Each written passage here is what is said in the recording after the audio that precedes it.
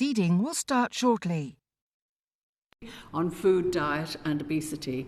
Today we're holding the 9th evidence session of the committee's inquiry, exploring the role of foods such as ultra-processed foods and foods high in fat, salt and sugar in a healthy diet and in tackling obesity. The committee will continue taking oral evidence over the next few weeks and months in order to inform its detailed report to be published later in the year. We've also published a call for written evidence, which is on our website, and that is open until the 8th of April. We're here today from Professor Emma Boyland, Professor of Food Marketing and Child Health at the University of Liverpool, and Professor Christina Vogel, Director of the Centre for Food Policy and Professor of Food Policy at the City University of Liverpool. Both of you are joining us in person, so you're very welcome. And by Sir John Hegarty, co-founder of Bartle Bogle.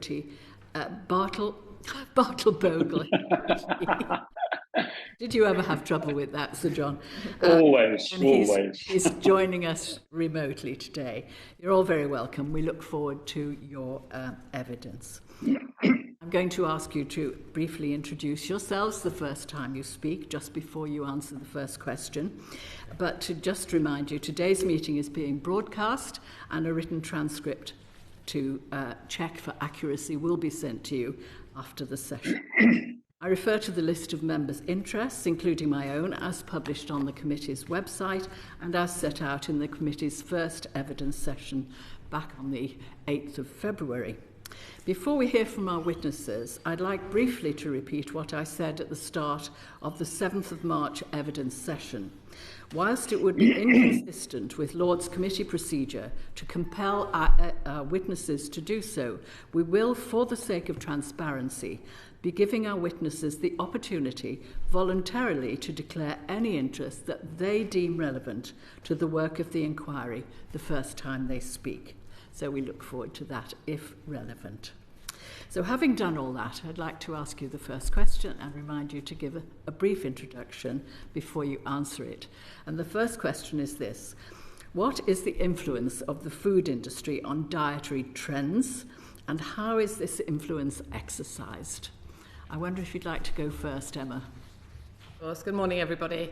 I'm Emma Boyland. I'm Professor of Food Marketing and Child Health at the University of Liverpool, and I've been researching food marketing and eating behaviour and its health implications for around 20 years. I don't have any conflicts of interest to declare. And I think I'd like to start by saying that I think the food industry has a massive influence over our dietary trends. Our global food system is dictated by really a handful of transnational corporations that govern everything from mass production to large-scale transportation and aggressive marketing of those products. And I think I could draw on the work here of Georgina Cairns, who has done a lot of work around the broader impacts of the food industry on our dietary trends. And those include, for example, driving snacking. So there's evidence to show that, for example, the case study given was in Thailand, where a global food brand wanted to introduce a new snack into Thailand. They did so with an accompanying marketing campaign. That led to the local snack brands and manufacturers, of course, ramping up their marketing campaign to try to compete. And alongside that, there was an increased level of snacking of 35% in 5 years in Thailand. So it's introducing new eating opportunities. And also we've seen that in campaigns here as well, such as a bowl of fun after school to children, marketing a high-sugar breakfast cereal, for example. So it's having influence on eating patterns and eating opportunities in order to sell more generally unhealthy or less healthy products. I think they also have influence over social norms and cultural norms as well. So, for example, normalising the consumption of unhealthy foods and normalising consumption of foods for reasons other than physiological hunger as well, to satisfy a craving, or in terms of a reward or a mood enhancer, for example. And we've seen evidence from different food industry campaigns that have, for example, introduced red meat to immigrants to the US to say, the narrative was very much, if you consume these foods, this is part of an authentic US identity. So it's creating, differences in how we view foods as well as how we consume them, and largely pushing us towards greater consumption, a bigger proportion of our diet being those less healthy foods. So I think that's where I would start. Thank you very much. Christina.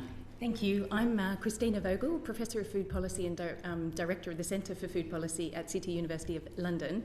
Just to London, I'm sorry. Correct that. No, not at all. Liverpool by mistake. I beg your pardon. At the Centre for Food Policy, we aim to work to inform policy and practice to achieve and really shape food systems that are fairer, healthier, more sustainable and more resilient.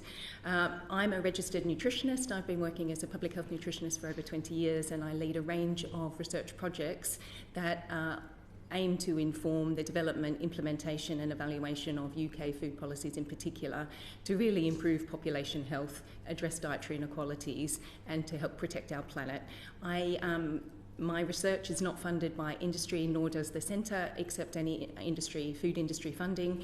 However, I do have a non-financial collaboration with a UK supermarket chain where I've received funding from the National Institute for Health and Social Care Research to independently evaluate trials in their stores. Thank you. To answer the question, I agree immensely with Emma that really industry have a huge role to play. Rather than some specific examples, I was going to take a more ecological approach and just revisit that our dietary trends at the moment in the UK do not at all match the Eat Well Guide.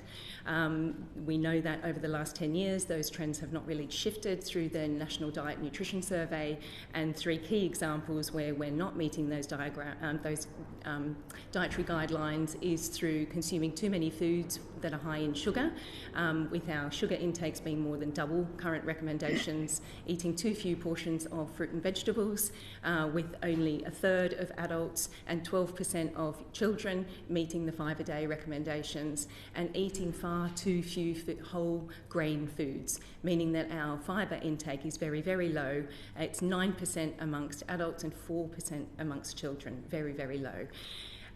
There's a significant increase alongside that in obesity over the last 30 years. So the Health Survey for England shows that rates of obesity have almost doubled over the last 30 years, from 15% in 1993 to nearly 28% into 2023.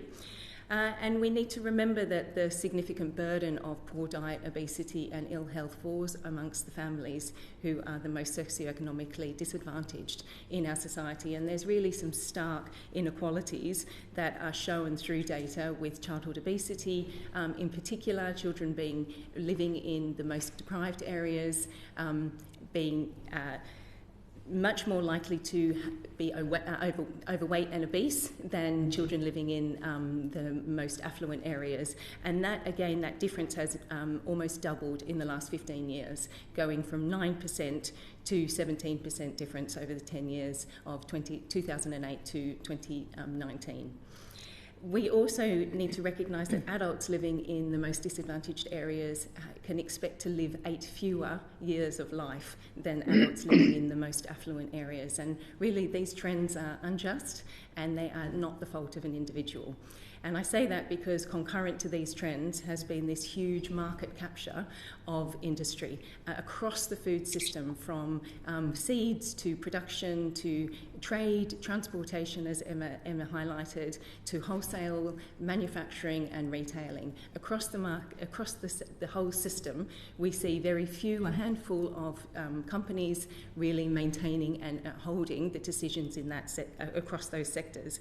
There's a lovely example that you may have already heard about from Biteback, where the analysis was done by the University of Oxford, which showed that the 10 manufacturers in the UK hold more than 240 brands, and amongst that are over 5,300 products.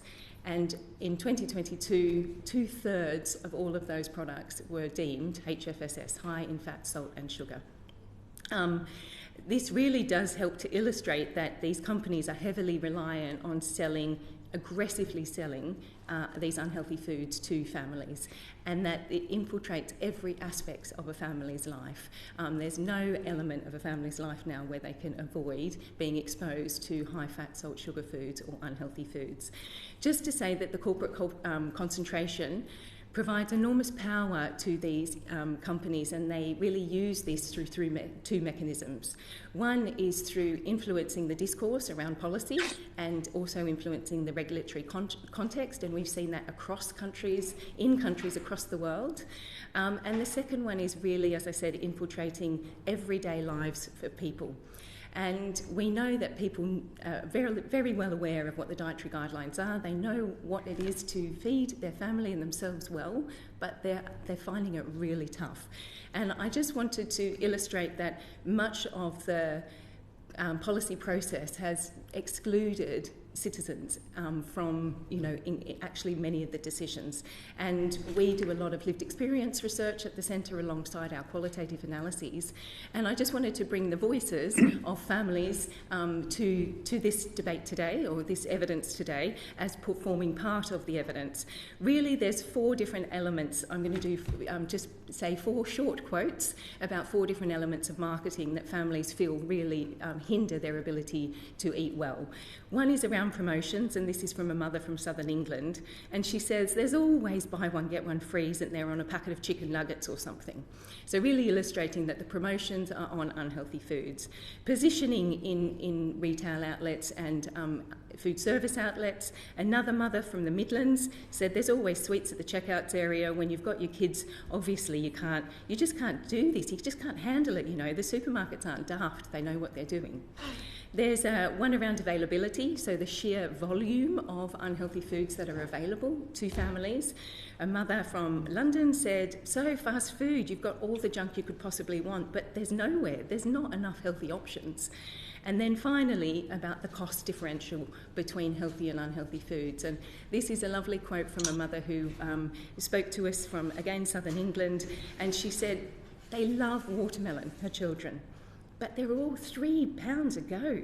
And you think to yourself, that's one item for £3, whereas I go and buy 4 packets of biscuits and 10 bags of crisps for that £3. You know what I mean, as much as it's rubbish food, but it's going to go further. But I would much rather try and get fruit and that into them. Thank you very much. And I now move on to Sir John. Perhaps you could remind us a little bit about your own background and tell us about industry influence. Yes, indeed. Well, this is John Hegarty. I've spent 50 years in the advertising industry as a creative director, as a creative working in the industry, Sassi and Sassi through to Bartle, Bogle, Hegarty, which was my agency, which I left 10 years ago and have been working in promoting business since then. There's not much I can add to what has been said. I absolutely 100% agree with everything that's been said. I think, one's got to understand, I'm not trying to be clever here, but the function of a company is to make a product for as little as it possibly can and sell it for as much as they possibly can. That is the function of commerce. And what you've got to do then is government has to come in and say, fine, this is how you must make this product so it meets certain standards. But ultimately, if it is a jungle out there, companies are going to say, I have got to return to my shareholders the maximum profit I possibly can. So therefore, I'm going to do exactly that. We have seen the industrialization of our food manufacturing. People in advertising can't do much about it. Their function is to answer a client's needs. Here is a product, please promote this in a way which is most effective. So what we do, we rely upon regulations that govern what we can and cannot say. So it's up to government to put in systems and processes to kind of make sure that what we can sell, what we should be selling, is good for people at large. I mean, I spent a lot of my careers on anti-smoking. I spent a huge amount of time working with Rosie on veg power, using the skills of advertising to get people to not smoke, to try and get people to eat healthy food. But I think I would plead for this committee to say, this is the reality of commerce. The reality of commerce is to extract as much profit as they possibly can, and to do it as effectively as they can. So I can't add any more to what has been said. I absolutely agree 100%. I don't have specific kind of examples of I've done this research or that research. This is just experience I have gained over 50 years working in the industry. Thank you. And you mentioned regulation. Do you believe then that regulation gives a level playing field for companies in contrast to voluntary changes to their practices? I think voluntary is a complete waste of time. I think you've got to make it official, but you've got to do it in a way which is going to work. So I'll give you an example. Mid-70s, we always said we would never work on tobacco. I worked on anti-smoking campaigns. But we witnessed in the mid-70s government control of what could be shown in cigarette advertising. So they created all sorts of guidelines of so you can't show an air pilot's sleeve because that's seen as aspirational, so you can't have anything like that. So all these things were done. What this did is it created an opportunity for advertising to go say, right, we can't use all those conventional cliched images. So now we're free to do something quite surreal. And they created unbelievably surreal posters, Benson Hedges Gold Box, that actually got everybody talking. And it was the regulation allowed freedom to do something completely wild and mad that the client would never have allowed you to do under certain circumstances because they were excluded from doing all the cliched rubbish that they normally do. This gave the creative agencies a chance to really show what they could do. So you've got to be very careful with regulation. And I've got some points of view about that it doesn't allow a kind of a more intriguing form of advertising that becomes very effective. Thank you. So I definitely, absolutely agree. I mean, all the people I work with in advertising say, we want proper regulation because we can't force clients to do it. They pay us our fees, we're there to do a job. So we rely upon government, we rely upon authoritative sources to say, this is what you can and can't do. Because if you leave it voluntary, they'll just say, well, we'll do that. But if you won't adhere to this, somebody else around the corner will. So we need official guidance on what can and can't be done. Lovely, thank you. That's very clear. Lord Brooks would like to follow up. Yes, my declaration of interest is shown in the record. Thank you very much indeed for your contributions. Several other sessions, and again today, we've been told about the 6 to 10 international companies that really control the scene. For the record, you don't have to do it now immediately, but you can write afterwards. Could you please name, as you see them, those 6 to 10 companies, so we have it on the record who they are? Thank you. Yeah. And we have also received a report from Biteback Yes. that actually has considerable research about those 10 companies. Yes, Was that what you were going to add? Yeah, I was going to Baroness add Boycott? that is apparently being sent to every member of the committee. Yes, the report that was everybody's published had last that in the week. circulation. Thank you very much. May I just okay, can I move to Lord... Did you want to add something? I just want to add something extra to say that is for manufacturing, but you do see the same in catering. There's 3 companies that hold more than 25% or approximately 25% of market share. You will see the same in wholesale and distribution. There's a smaller number of wholesalers that also dominate those spaces. So you see that across the system, that there is particular influence. Manufacturers are obviously selected because they produce the products that are HFSS. Short paper along those lines would be helpful. Very helpful, yes, thank you. Lord Krebs. Thank you very much, Lord Chair. I declare 2 interests. One is that I chair the World Cancer Research Fund's global expert panel on diet and health, particularly cancer, and also that I'm a scientific advisor to Marks and Spencer's. I wanted to ask our witnesses, in what ways does food marketing, including advertising, influence dietary trends? And within that, I just wanted to pick up 3 examples. We are told repeatedly by those who are sceptical about the effect of advertising, that the proposed 9 o'clock watershed for advertising, which of course has been delayed, would only result in a calorie intake reduction of 1.7 calories or half a Smartie per day. Is that true? And the second question specifically is, and I know, Christina, you've been involved in this, what is the effect of product placement in supermarkets? Because all the supermarkets near me in Oxford are certainly not adhering to the requirements, so perhaps you could tell us about that. And finally, a particular example for Emma, because you helped me with this about a year ago, products that present themselves as healthy, and the example that we discussed was the grenade bar, a high-protein bar, but actually is far from healthy. So just those are three examples to pin the general question on. So perhaps, Christina, you could start off. Thank you. I will definitely pick up more on the in-store environment that often translates also to catering and out-of-home environments, though it is important to recognise that they are different settings, and the way that consumers make their food choices does differ slightly. But by and large, the evidence is the same. I was going to just really draw your attention to a review of reviews. So it was a synthesis of systematic reviews that was conducted by myself and Dr. Carmen Pianaz. And this was a book chapter in a book, Transforming Food Environments by Dr. Charlotte Evans, so it's one of the book chapters, and that's where you can find this particular evidence. What we did is we looked at 11 systematic reviews that specifically looked at interventions in retail food outlets, so that was in-store and online. And the reason that we did this is because there was a large body of evidence and we wanted to synthesise it, and we looked at sort of the key elements that are the marketing aspects that are used in stores.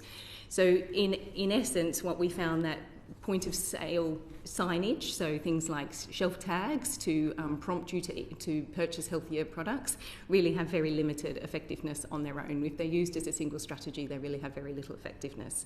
Price as a standalone in-store intervention, particularly targeting the affordability of healthier foods, so through subsidies or rebates, there's consistent evidence that of a positive effect on sales, purchasing and consumption of price. And that is, as I said, a reduction or a rebate on healthy products. There's a dose response, so for the greater the reduction, the greater the increase in purchasing. The greater the reduction in price, the greater the increase in purchasing.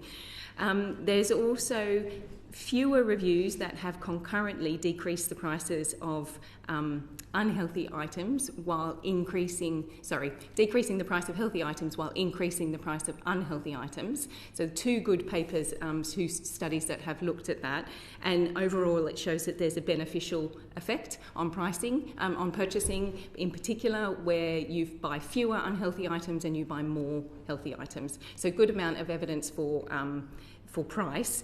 Just wanted to say that for the studies which looked at subsidising healthy foods, they found that there was no unintended consequences on the purchasing of unhealthy foods. So if you reduce the price of healthy, do you buy more unhealthy? There was no evidence to show that.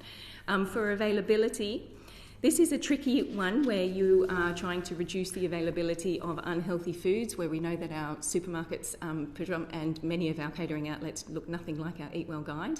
But really it does show that if you are increasing the availability of healthy items, then there are beneficial effects on diet-related behaviours, so purchasing and consumption. There's virtually very little evidence. There's one study that I will mention where there has been any real reduction on unhealthy items, on the availability of unhealthy items. And I think that's an area for significant further research, though it's very tricky to do in real-world settings, where we reduce the actual availability, the shelf space, for example, or the number of times that you see unhealthy items throughout the store. If you think about fruit and veg, you often see them once in a fruit and veg section. You may see them at one other place. If you're talking about crisps or confectionery or biscuits, you're seeing them 15 times throughout the store. You're getting multiple opportunities to purchase those foods. So lots more research to be done on availability. Just 2 other quick ones. Positioning, which is the area that relates to the legislation. I'll talk much more about the enforcement of the legislation at a subsequent question, if that's okay. Just talk about sort of the existing evidence to date. really it does show that concurrently removing prominent positioning of unhealthy foods, so remove them from checkouts, end of aisles and front of stores, and place healthy items there instead has a beneficial effect.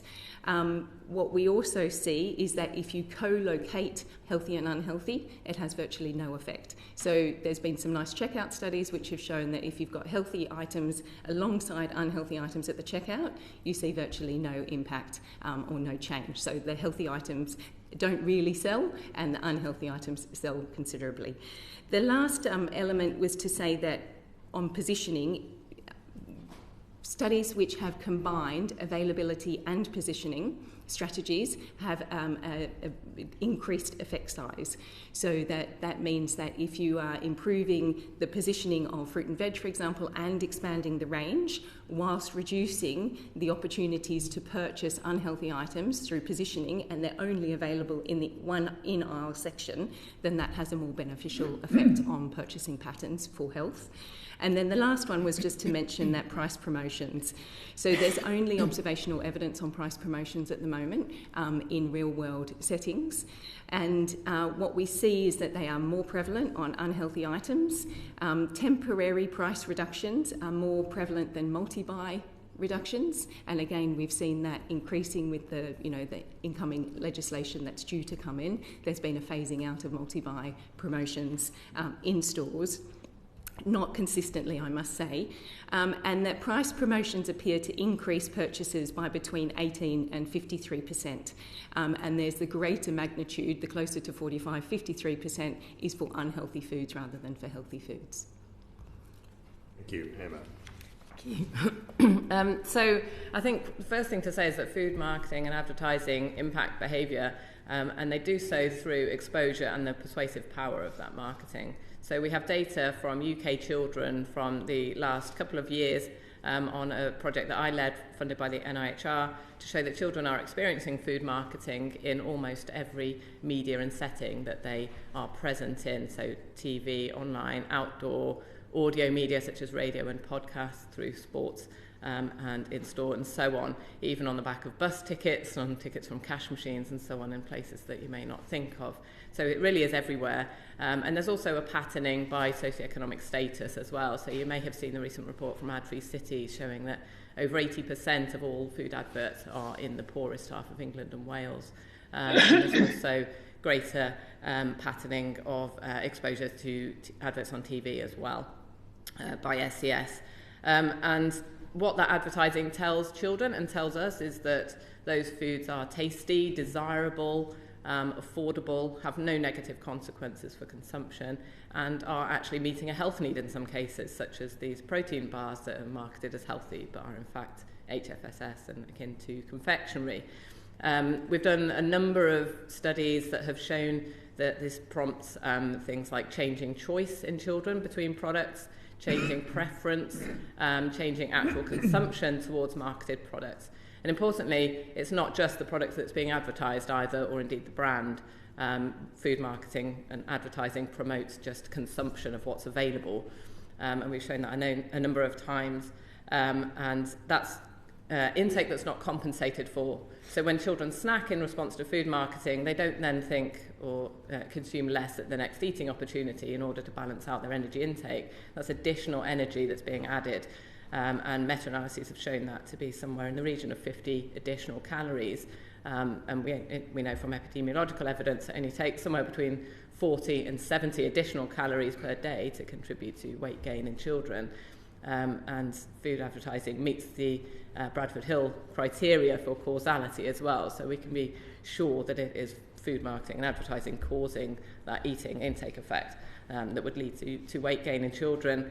The issue we have with things like impact assessments, so you're bringing up the potential impact of the proposed 9pm watershed. The issue there is that they're based on very robust randomised controlled trials, but only those looking at immediate cued consumption in children, which, as we've discussed, is just one way in which the food industry and indeed food advertising affects our behaviour. It also averages out that calorie effect across all children, assuming similar responsivity by all children, and we know that that's often not the case. So children living with overweight and obesity will often have a greater magnitude of response. Children from more deprived households and communities will also have a greater magnitude of response as well. So that calorie figure doesn't necessarily apply to them. And also there's a broader issue, I think, around impact assessments that just focus on that calorie intake. It's an important part of the message, and it's neat. It gives you a number of calories, but it really doesn't cover the entirety of the way that food advertising affects behaviour. And there's also issues in terms of the use of industry evidence in those impact assessments as well. So we saw, for example, in the 2019 impact assessment, the original estimation was that children were seeing around 1 billion ad impressions online per year. A critique by colleagues Mimi Tatlow-Golden and Dan Parker showed that to be an underestimation of magnitude between 15 and 25. So it was scaled up by 14 in the next impact assessment, but then the effect of that was immediately discounted because suddenly the attention to ads was brought into the model where it hadn't been before, underpinned by some research by a marketing research industry-driven marketing research agency. There was no methodological information, no detail, no scrutiny of that evidence, or indeed of the idea of attention being important. We know that children's attention to online ads varies depending on the messaging in that ad, depending on the positioning and size and static or dynamic nature of that ad, and so on. And then the inclusion of evidence that's not been peer-reviewed, wasn't about food and wasn't even about children, then scaled down the proposed impact of those policies. So I think there's a broader issue around the way in which those assessments are done and how they may underplay the potential impact of policies. Thank you, Emma. Sir John, did you want to add anything? Well, I think it's all been said very eloquently. I'm going to say a couple of things. First of all, throughout this, advertising works. That's why companies do it.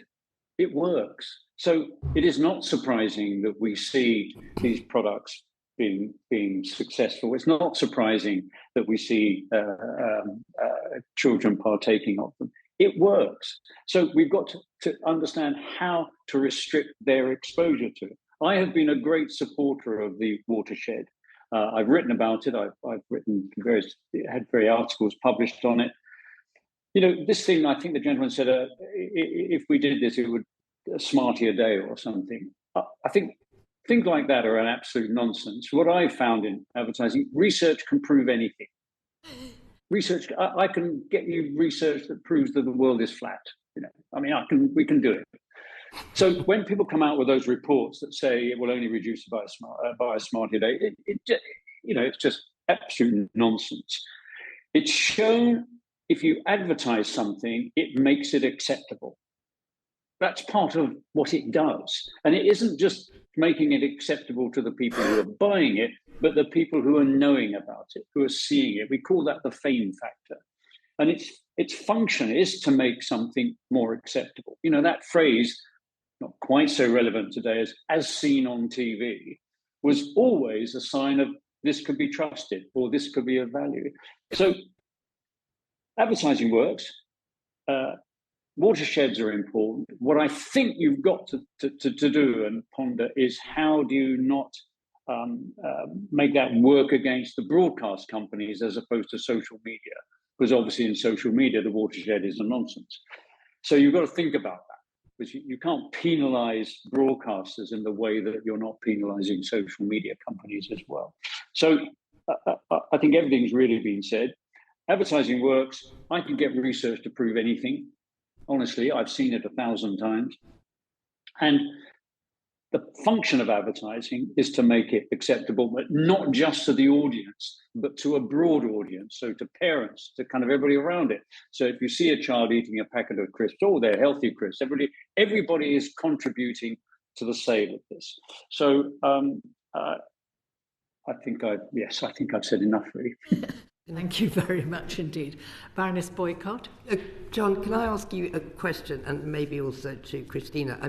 I was very conscious watching the rugby the other day that their advert, so sport does not come under the watershed because it's not considered to be a children's programme. And yet, of course, it's on in the afternoon on a Saturday when you're all at home. And their advert for Red Bull is a little boy, he's about 7, and he's pushing a lawnmower across a rugby pitch, and he's going very slowly, and then this can of Red Bull comes down from the sky and off he shoots. So it's basically a rip-off of Popeye, but it's something that has 10 spoons of sugar, and I'm not quite sure how much caffeine. How does that, I mean, I can see what the advert is trying to do, but how do you get, what is the regulation you'd need to get at that? How does that work? How do you get around that one? That's a very, very big question.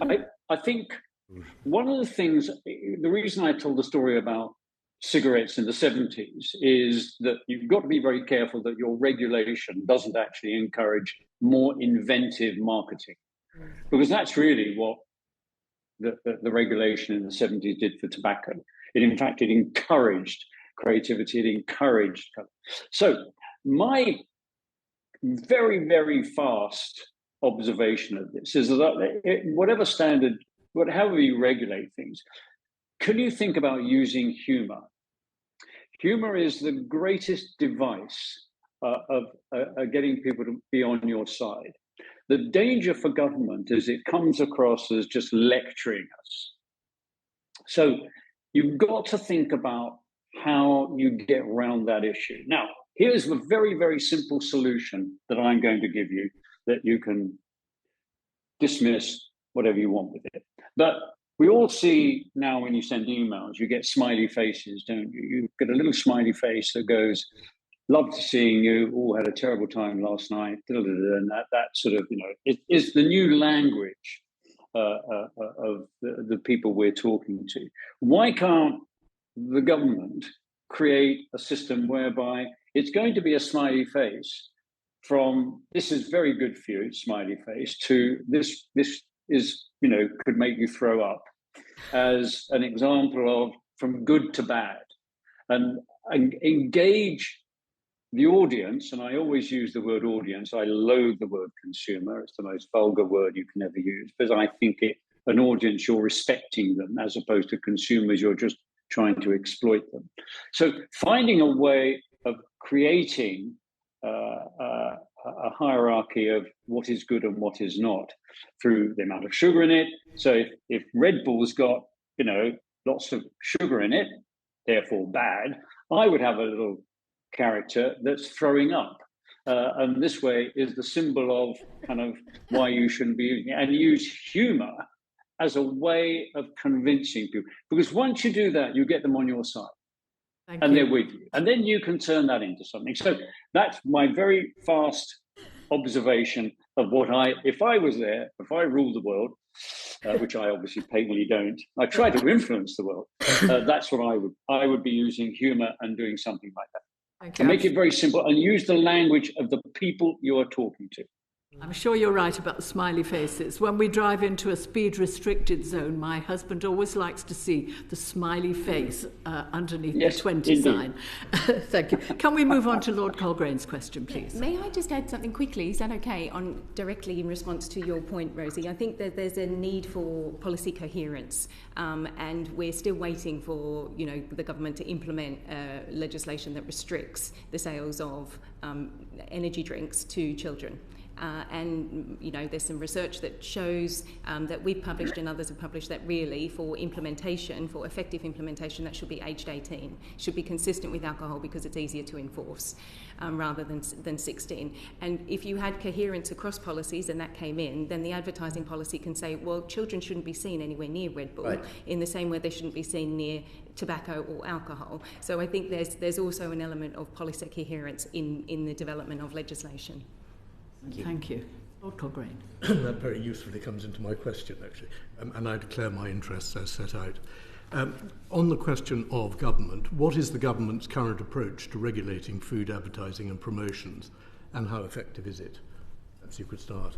Yeah, so I will talk specifically about the food promotions and placement regulation that came into effect, and I'll leave Emma to talk about the advertising legislation.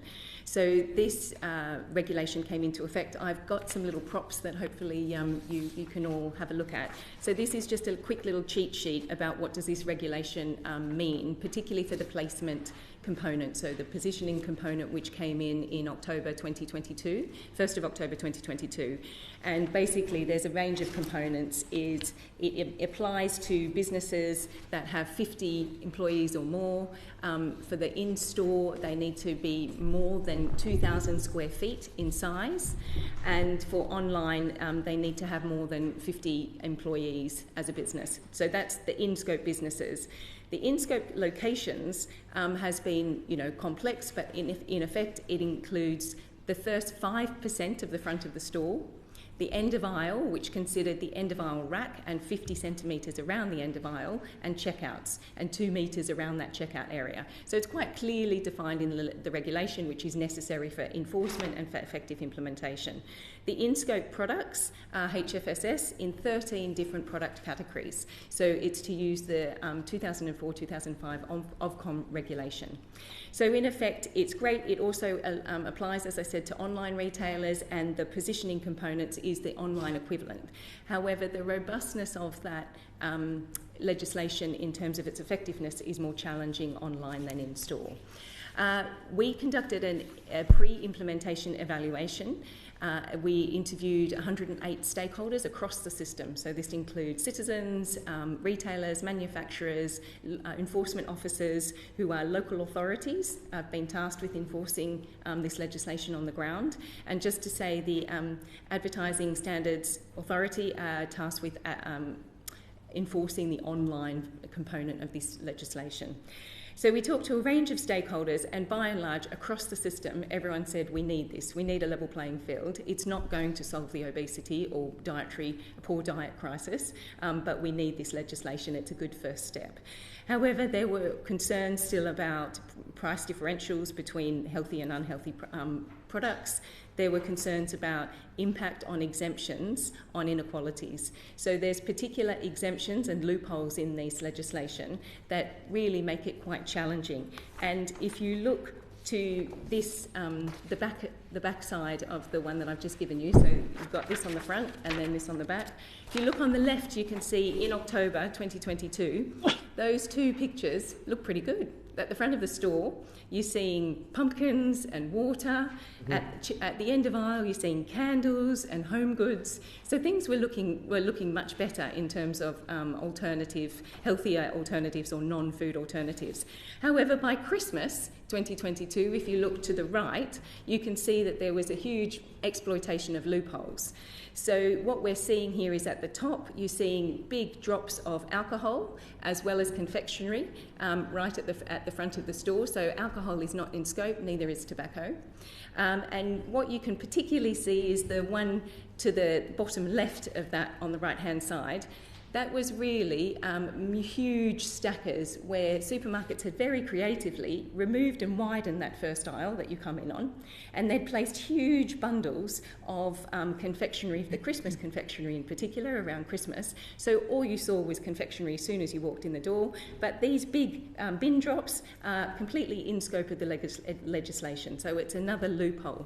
Again, you can see a bin drop to the bottom right there, unhealthy foods, smack bang in the middle of the fruit and vegetable section, right at the front of the store. So you can see that loopholes were being exploited, and that was a real concern to many people.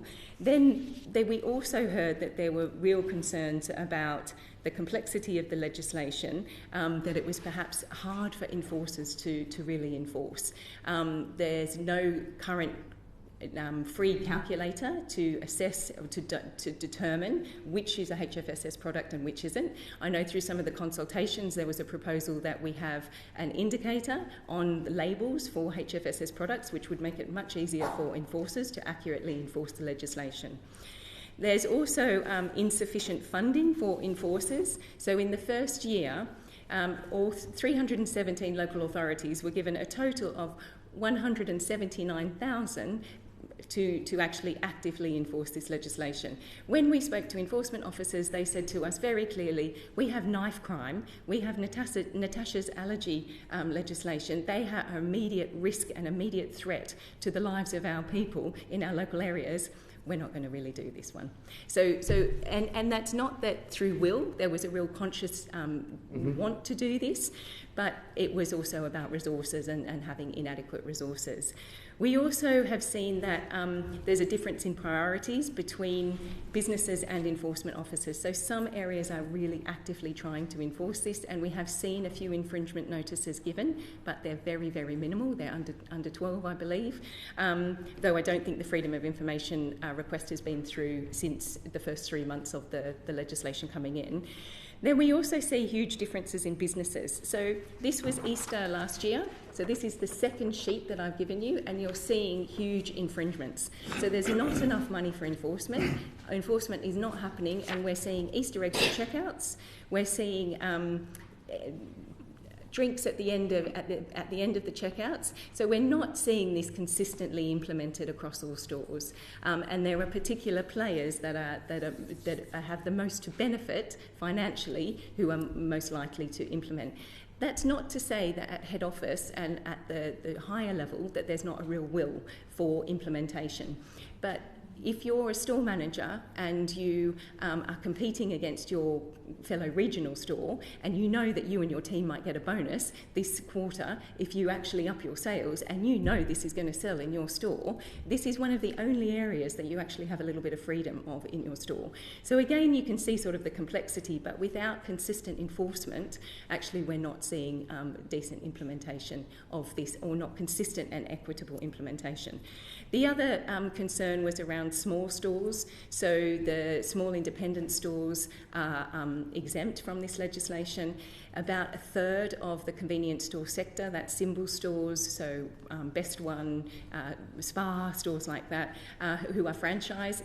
If their store is large enough, they're in scope of this legislation, but the smaller stores are out of scope of this legislation. So there was also concern amongst the convenience store sector that actually there would be commercial disruption. Those that were a bit bigger that had to comply would lose out profit-wise, where those that were smaller actually would. Now, there's a big systems answer there, that actually there's the system that needs to diversify to support better options to enable convenience stores to be able to offer more healthier items to their local community that are affordable and also appealing and nutritious. And I'm pleased to say we're doing a little bit of work in that area as we speak, and that will go for the next 2.5 years.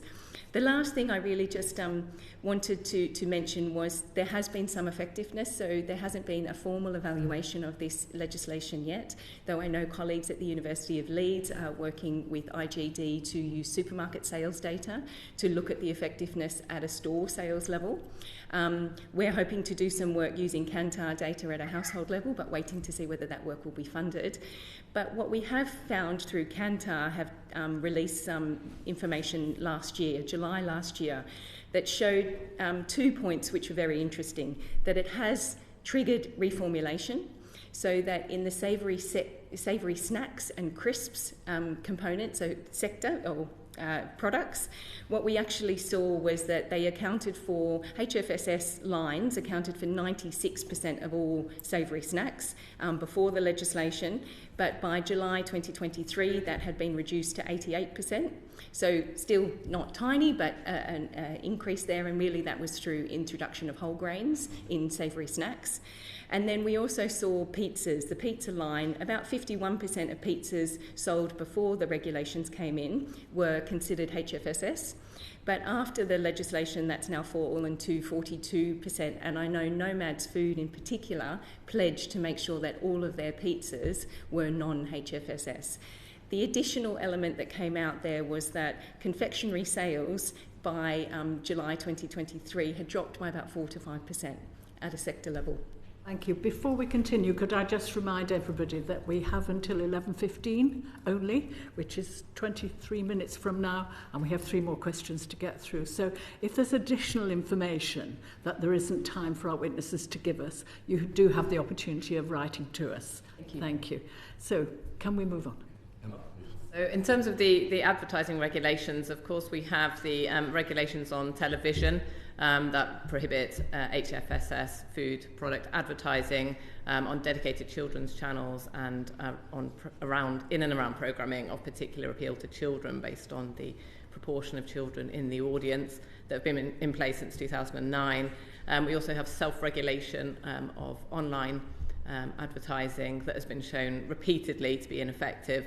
I think what's worked in TV is that it has reduced food advertising around children's specific programming, but of course children don't just watch child-specific programming, they watch an awful lot of other programming, and so the migration of advertising to there and growth of advertising in other spaces means that a time-based ban such as a watershed would be infinitely more effective than what we have.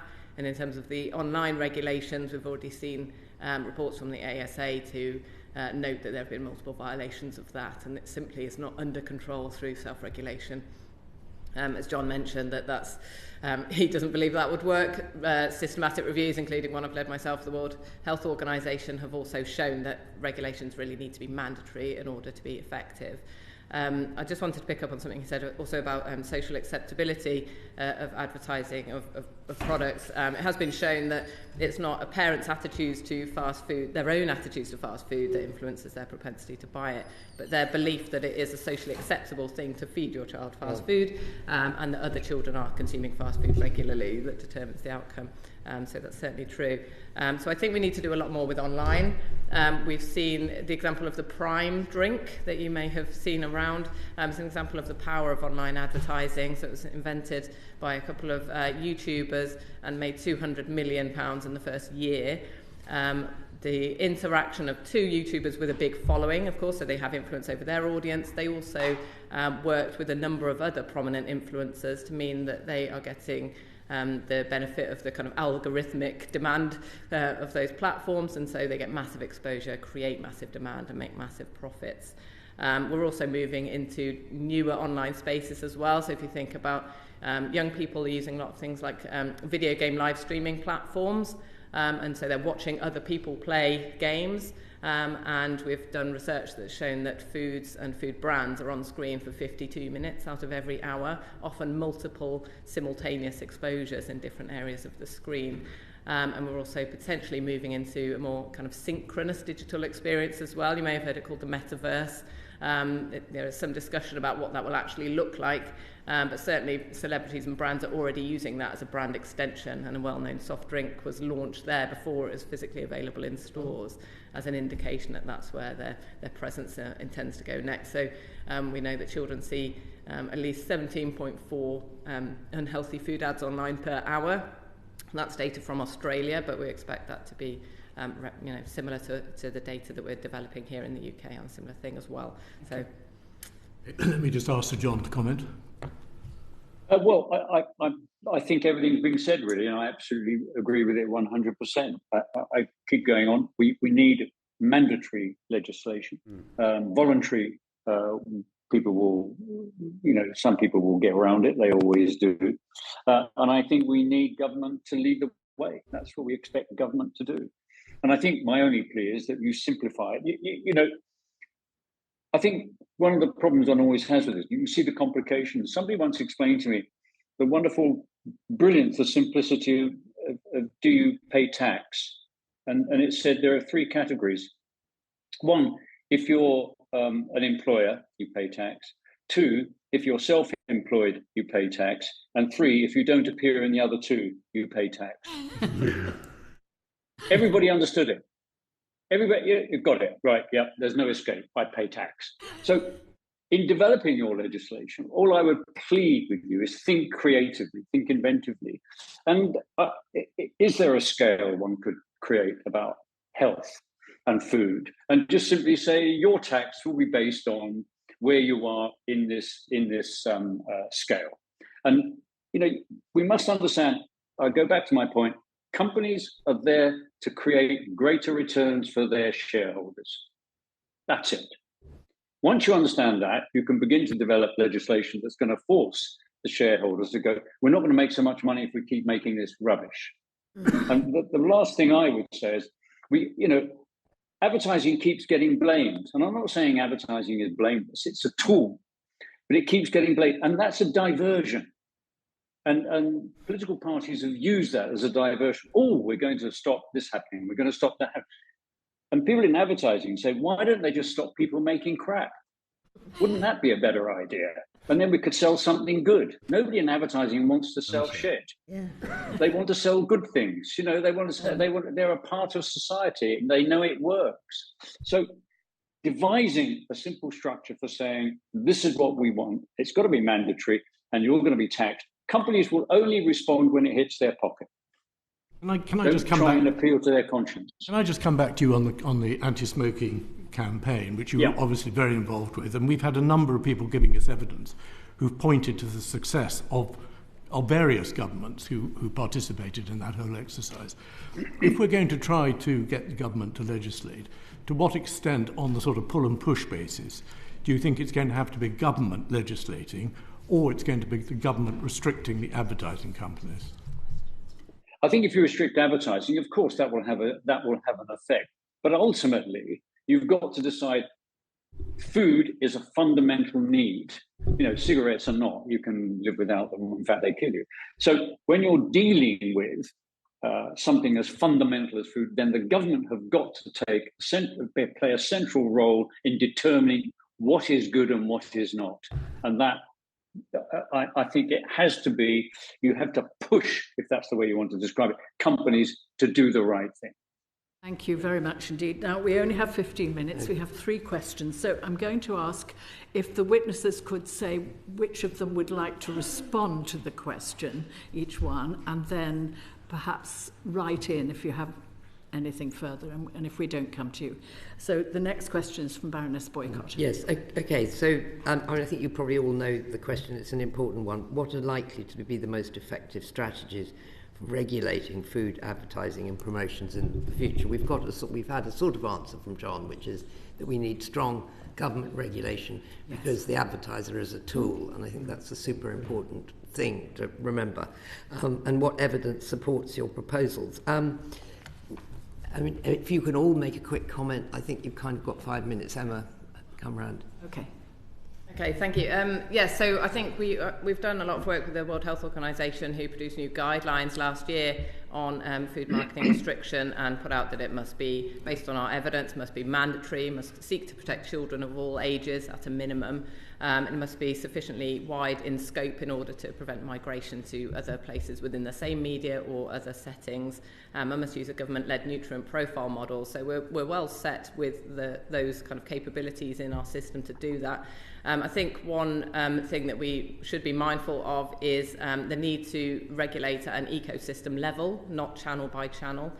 Because that's simply not workable anymore. Marketing doesn't work that way in isolation on individual channels. It is an integrated system across multiple different, particularly now digital settings, and the regulation needs to reflect that. I think we have a lot of momentum at local authority level. They need support from national legislation as well. So where local authorities are restricting ads on, their property in their local authority. In some cases, bus shelter contracts are not are running for another 30 years, and so they don't have the ability to intervene or see that benefit for a long time. So national legislation could support that. But I think what we need to do is to actually implement what we already have on the table to stop those delays, to actually bring in what we already have, then review regularly and extend further. So we already know brand advertising is exempt, and that's a huge exemption, because it's all about the brand. We respond to food marketing on an emotional level. We've done studies to show that it activates areas of children's brains responsible for emotional processing. So we can't rationalise ourselves out of this.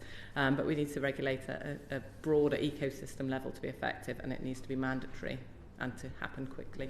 Thank you very much for that answer. If you have evidence about how, I don't understand how brand advertising managed to squirrel its way to be exempt from all this, and I would love any evidence as to how they persuaded governments. Please send it to us after. And could I ask just Christina one quick question? Has there ever been any serious attempt to stop people putting sweets at 1 foot off the ground for children, and has that come into regulation? Because I have not seen it change in any supermarket ever. There is a whole kids marketing going on at our knee level. Yeah, so there's no scientific evidence because it's very challenging to do, is the honest answer. No supermarket will allow you to try not putting it at that level. There are some shelf studies that have looked at cereal and so the positioning of cereal on different shelves, and also breads, so wholemeal breads in a more prominent space. But actually the positioning location rather than on the shelf, the evidence is stronger, but the two go hand in hand. The one thing I would say is that marketing as a whole is multiple strategies linked together. There's the 4 Ps of marketing for a reason. So when we try to pick off particular components, we're not going to see effectiveness. We need the comprehensive approach. If I may add just 2 quick things. One is enforcement. So I think that it really is part of the policy process. It requires there to be a thorough pre-implementation assessment around the requirements for accurate enforcement and allowing there to be adequate resourcing. We see this for calorie labelling. We see this for school food standards. We see this for the positioning and food regulations. And also I agree with Emma completely on the need to enshrine in law that the legislation rules are regularly revisited so that loopholes can be closed. And for example, the nutrient profile model, currently Cocoa Pops can be placed at the end of aisle because they've managed to reformulate them, yet they still have 17 grams of sugar, but they have a higher level of protein and they've got some fibre in them now. And had we had the NPM for equivalent of 5% free sugars from our diet rather than 10%, actually we might be seeing incremental. And as evidence comes to light about ultra-processed foods and other dietary evidence, we want to be able to make sure that we're continuing to nudge industry in the right direction so that our environment starts to look more like our Eat Well guide. That's really interesting. If you could send us a note just suggesting how you think that annual or however often review should take place and who should do it, would be very good, because it could become part of our recommendations. Okay, I'll move on now, Joan, because I know... Okay, unless Sir John has anything to add to that. No, I think it's all been said. I just think constantly I will be saying an even playing field. Yeah. Right, thank you very much. Baroness Browning. Thank you. Good morning. I refer to my interest in the register, and given the subject matter today, I should also declare that I'm a fellow of the Institute of Sales and Marketing Management. What is your assessment of the government's current approach to regulating food packaging and labelling, and particularly, have you noticed any change in either direction since we left the single market, where of course we had to comply with their regulations? Yep. So I would say that the labelling rules legislation in the UK are weak. Really, they are. There's strong labelling laws in terms of microbial risk and food safety, but in terms of nutritional safety, actually I would say that our labelling rules are quite weak. We have a voluntary, not a mandatory front of pack scheme. The back of pack scheme is there, but it's not very well used by consumers. There's a huge body of evidence to show that front of pack and a more comprehensive, overarching label is more effective. But again, it's not the lever. It is part of a suite of interventions that are required. We know that there are a huge number of requirements for food labelling, but many of them do relate to allergens or microbial risk, as I mentioned. There's absolutely nothing for infants and toddlers, which is a huge risk, even in infant formula. At the moment, the breast milk legislation should distinguish between infant formula from follow-on formula, but that's not done. And at the moment, there's adverts for follow-on formula on infant formula, and in 94% of cases, a recent report by colleagues at UCL revealed. So really, there's a huge amount more that could be done. I think also the ingredients list.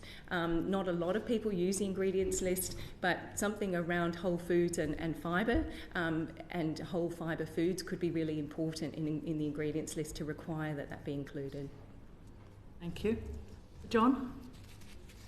No, honestly, I'm not an expert on food packaging, but I witness how you can use imagery to encourage the idea that something is healthy when it's highly questionable. So I think my personal observation is that it needs to be much tighter. Could I very briefly just say, is the size of the typeface a problem? Because personally, like a lot of people, I wear reading glasses, but when I'm going around the supermarket, I can't actually read the back of packages. Yes, which is why much of the research will say people prefer a front of pack label, and people can often decipher, why that fits, and people will accurately categorise, a scale of healthfulness of different products using a front of pack label rather than a back of pack label. Back of pack labels really are used by those that are health conscious, those that have higher levels of educational attainment. So yes, in terms of the actual size, I think that's right, and maybe that's an area for research, but I think it shouldn't take up much of the space, because we know that labelling is a component of a suite of packages, and we know that price promotions, positioning, marketing, advertising are probably more important in terms of actually shifting dietary patterns. Thank you. Earth Case Ness. Is there any research that shows how much time people spend looking at the front of a label or the back of the packet? And can you send that to us, please? Time per se, I don't know. I will look that up definitely, but I do know that the preference is for front of pack, and the preference is for a comprehensive measure. So something like the Nutri-Score that is used in Europe, rather than our voluntary, nutrient-specific requirements. Also, there is some evidence to suggest that people do like a colour, something that very clearly says this is better for me. Thank you very much. Good question. Thank you. Can we move to Lord Brooke for the final question, please? We've more or less gone over the ground, but what is likely to be the most effective strategies for regulating food packaging and labelling? I think we've had a good stab. Anything more to add to that? Anything additional that you haven't mentioned? I just add, we've done some research around characters on packaging. So I know an Action on Salt survey found that over 50% of foods with a character on the pack were high in fat, sugar and salt. And we've done some studies around both brand characters, so those are the ones that are made by the brand and only used by that brand, and also licensed characters, so Peppa Pig or a Disney character, for example. When they're placed on pack, they do influence children's choice and their taste preference, and drive the likelihood of requesting that purchase from parents. So I would suggest that the legislation needs to get much tighter around how those sorts of characters can be used to entice children to request and consume unhealthy products. Thank you. Yeah, so just to add quickly, so I talked about colour coding being helpful for identifying more healthful products. So there's also evidence to say that warning labels and the composite measures are much more helpful for people to determine unhealthy products, and that discourages unhealthy purchases. I think that really seriously looking at the option of including or mandating that if a product is a HFSS product, high fat, salt, sugar product, that it is labelled. I know that there's been discussions around ultra processed foods, and I don't disagree with that, and I think we should move with where the science is, but I think to allow enforcement to be accurately and efficiently conducted, I think having a HFSS label is really important. One final thing to add is around really looking seriously at legislation for labelling the content of baby and toddler foods, so not just infant formula and follow-on formula, but this whole suite of first infant foods and snack foods for infants. They're very high in sugar. They're PHE, so Public Health England, did a review in 2019, and there's some really good recommendations that have come out of that. And parents that we speak to are really calling for those for decent. Parents do nothing but to trust the commercial industry and the commercial companies, because they have the right pictures on them, they have the right names of the products, and they feel right, and parents want to trust them. And there's no other sort of more official information that really is as available as that packaging. So I really think that there needs to be much heavier and stronger legislation on infant and toddler foods. Just Sir John? please, Sir John, could I ask you a question about past advertising and moving away from humour? We had a massive campaign on AIDS many years ago, which you'll recall. I was wondering if you could comment on the effectiveness or otherwise of that. We had big campaigns on tobacco as well, run by the government, but we've never had anything run on high fat, sugar and salt. Do you think that the previous two campaigns on tobacco and AIDS and billboarding worked? Yes. And should we try it? First of all, the tobacco campaign was a very, very long-running campaign. We started working on it in, sounds terrifying to say it, 1968. And it, I worked on it for about 8 years, and then it continued. The AIDS campaign was, and it was eventually successful, but it's a constant campaign. Campaigns work because you develop a relationship with the audience, and they begin to listen. They begin to listen to what you say. AIDS was a particularly outstanding campaign because it was a huge health issue. People had never heard of it before. There was fear around it. The government moved in about it. It was about ignorance can kill you. And it was a very, very effective campaign. But it was in a sense of, it existed in a very kind of unique place in the sense of that we'd never experienced anything like this before. Obesity is something that we have become used to that phrase. Could the government run a campaign? I'm sure, of course, it could run a campaign. All I would plead is that first of all, I think you need legislation to ensure mandatory legislation about defining healthy foods. I would say, please don't fall into the trap that the government has constantly fallen into, which is, 30 years ago, we were saying to people, eat margarine, it's healthier than butter. We now know that that's rubbish. And 10 years ago, they were telling you to drive a diesel car because they reduced the tax on diesel. Now we know that was wrong. So I'm all for mandatory. You've got to be very careful that you really, really thoroughly research it and have the right information to encourage people to eat healthy food because it's such a big, enormous issue. And I would say, and I go back to my point about using humor to make your point, fight these companies with the tools that they use, characters, creators, all the things that they're doing. We have got to sort of engage with ourselves, which is why my idea of doing little smiley faces and a pukey face and how much puke is in that, and that's what you'll get people doing. Sorry, that's a rambling Thank you very much. comment about it. All right, thank you very much. Baroness Jenkin and Lord Krebs would like to make 2 very short questions, and if you can write in with your answer, we may be able to finish on time.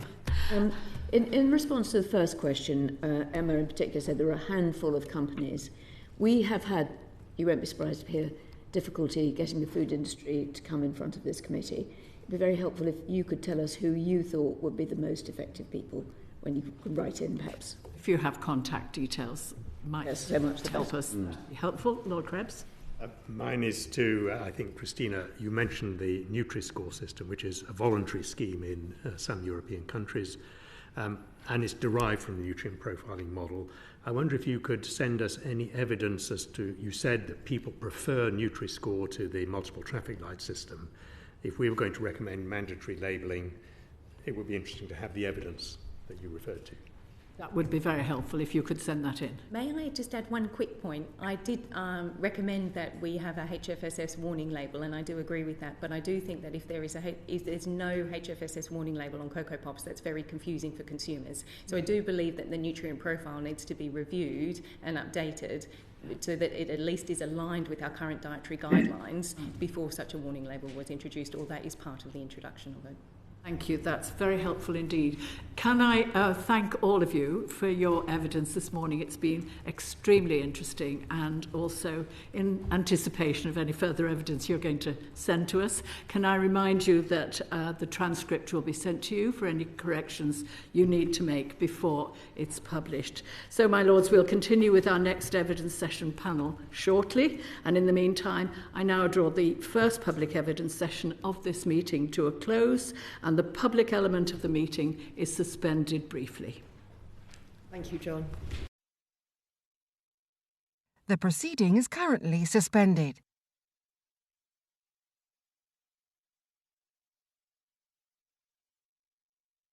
The proceeding is currently suspended.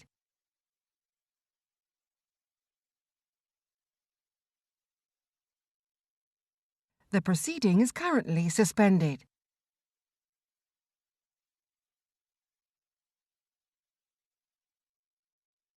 The proceeding is currently suspended.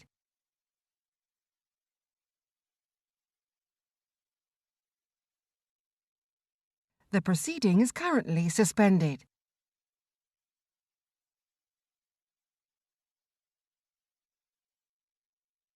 The proceeding is currently suspended.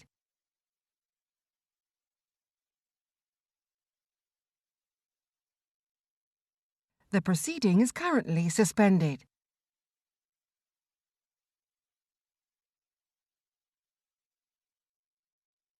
The proceeding is currently suspended.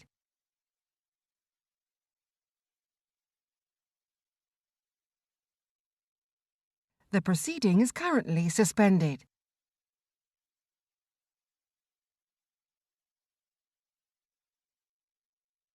The proceeding is currently suspended.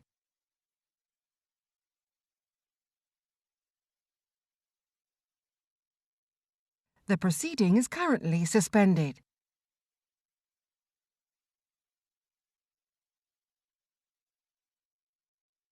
The proceeding is currently suspended.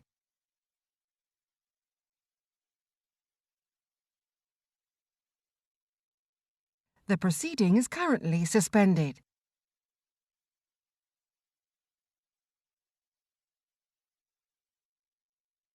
The proceeding is currently suspended.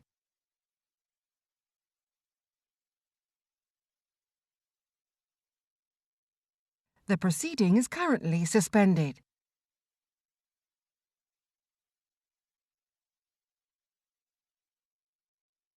The proceeding is currently suspended.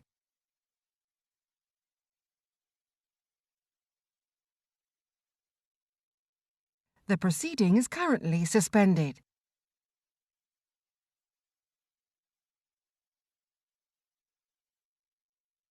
The proceeding is currently suspended.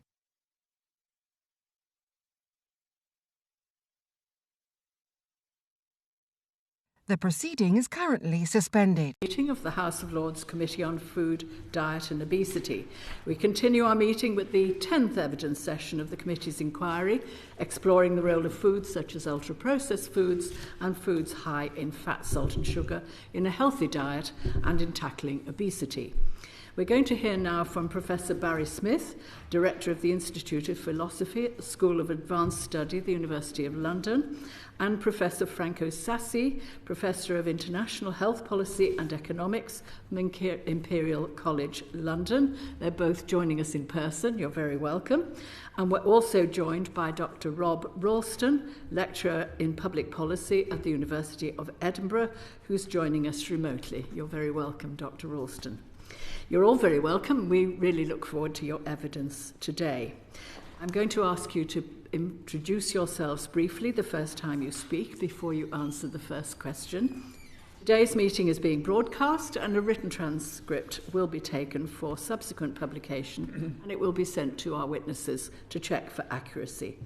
I refer to the list of members' interests, including my own, as published on the committee's website and as set out in the committee's first evidence session back in February on the 8th.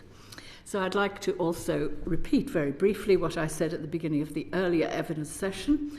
Whilst it would be inconsistent with Lords Committee procedure to compel our witnesses to do so, we will, for the sake of transparency, be giving all our witnesses the opportunity voluntarily to declare any interest that they deem relevant to the work of the inquiry the first time they speak. So the first question is this: what is the influence of the food industry on dietary trends, and how is this influence exercised? Perhaps we could go to you first, Professor Smith. Thank you. I'm Barry Smith. I'm Director of the Institute of Philosophy at the University of London. And although I'm a philosopher, I also do sensory science. And it's in that capacity I think I'm talking to you. So I direct the Centre for the Study of the Senses. And there I work with neuroscientists and psychologists, sensory scientists, and I look at taste, smell, and the influence of the other senses on flavour perception. So I work with chefs, artists, perfumers, but I've also consulted for the food industry for about 10 years. A lot of multinational companies in there, and rather than waste the committee's time, I will provide you with a list of the people I've consulted for. I also work with a non-profit organisation called Life Kitchen, which deals with people undergoing cancer treatment and the interruption to taste and smell. And in that capacity, I've been consulting most recently for Holland and Barrett. Thank you very much. And your answer to the question about the influence of the food industry? Yes, I think advances in food technology and design has led to the production and the marketing of many food products, many of them with ultra-processed ingredients, that have set up dietary patterns in us which shape our food choice, our eating behavior, and that has led to overconsumption in many cases, and it's correlated with high incidence of diet-related disease and obesity. And whether knowingly or not, I think these companies in the products they're making are targeting our wanting of foods. And that tends to hijack the reward system that we have, and it interferes with our normal means of intake regulation. So to say why it's wanting, we have to, I think, just set out the distinction between wanting and liking. So normally people think they're the same thing, but they're not. So if all's going well, and we want something because we like it, but it's not always the case that that's why we want something. I think all of you will remember the first time you tasted coffee or alcohol, you didn't like it, but you kept having it probably because the adults were having it, and eventually you have a post-ingestive effect. You like the caffeine rush, you like the relaxing feel of the alcohol, and eventually you want these things a lot. And what happens is you transfer the liking to things that will predict that effect. And that wanting, liking difference, I think, is where we are with the food industry. Because I think a lot of the products they're creating are not being overconsumed because they're so delicious and they're so desirable and pleasurable that people can't help themselves from eating it. I think it's much more the case that unconscious processes in what sets up patterns of wanting continue to drive consumption in a way that people know they don't necessarily want to keep eating these things. They might not even eventually like eating them, but they feel compelled. I mean, many of you will know that you will finish eating all the greasy chips on the plate, even though you're not really liking it anymore. You just feel compelled to do it. And if I could give you one example of how that's done in a very heavy industrialized way, take fizzy cola. Now, when you're drinking fizzy cola, Pepsi, Coca-Cola, you have it fizzy and ice cold. And the contribution that those two properties make are to suppress sweetness and accentuate sourness and bitterness. When you let it go flat and warm, it's unpalatable. You actually don't want to drink it. So this is a very clever mechanism by which you ingest more sugar than you normally find palatable, and then the body starts craving and expecting that amount of sugar. Now, if that's happening a lot, and I think it is, then I think what we're seeing is ways in which industrially designed foods are hijacking our normal mechanisms of intake regulation and reward. And I think that can be really rather dangerous in terms of the consequences. Thank you very much. Dr. Ralston, I won't leave you till last just because you're online. Would you like to go next? Tell us a little more about yourself and then tell us what you think about the question.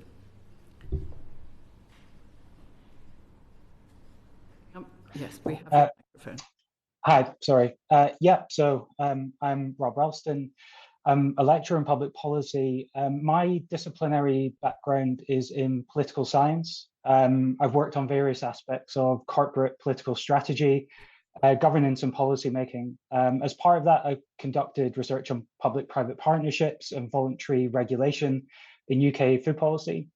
And I've also researched regulatory approaches to other commercial actors, such as the tobacco industry. In terms of interests, I have no competing interests to declare. To respond to the question, I guess I would understand influence both in economic and political terms. So if we think economically, in terms of the business models of many food companies, what we've seen is a global transition towards diets that are increasingly dominated by ultra-processed foods. Over the past 4 decades, the ultra-processed food industry has doubled in size, and it's now over $1.1 trillion. And within that industry, we see roughly 8 key corporations who hold very central positions and dominant positions within that industry, which are consumer brands that we're all familiar with. So Nestle, Pepsi, Coca-Cola, Mondelez, Kraft Heinz, and Danone. In terms of the influence of industry or why ultra-processed foods might be important within the portfolios of these companies is that they're very palatable, they have very long shelf lives, and they're also very highly marketable. So what we've seen is multinational corporations devote huge sums of money to marketing ultra-processed foods. To give you an example, between 2015 and 2019, Nestle devoted about $100 billion just to marketing. And the reason that they're doing this and the reason ultra-processed foods are so important to these companies is simply that higher profits come from processed foods in comparison to, say, fresh foods or whole foods. So it's often not in the interests of corporations to promote healthier food products simply because the profit margins are lower, and corporations have a fiduciary duty to shareholders to maximize profits. So in some senses, it's quite a simple reason why ultra-processed foods are so important to these companies and why they've done so much to market them with various adverse effects on health. The other aspect, and I'm sure we'll get on to issues around regulation, but just to quickly say, I think it's also important to think about the influence of food industry actors in terms of politics and to think of them as political actors. And in that sense, while the food industry is very complex, in terms of the actors that are actually involved in policymaking or in political processes, what we see is that it tends to be large multinational companies and the trade associations that represent them.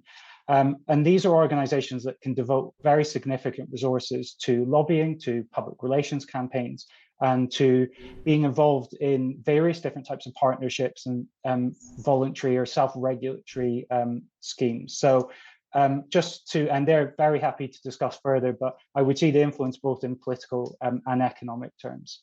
Thank you very much. Professor Sassi. Thank you. Good morning, everyone. I'm Franco Sassi. I'm a director of a research center at Imperial College called the Center for Health Economics and Policy Innovation. Much of whose research agenda is actually focused on food and obesity.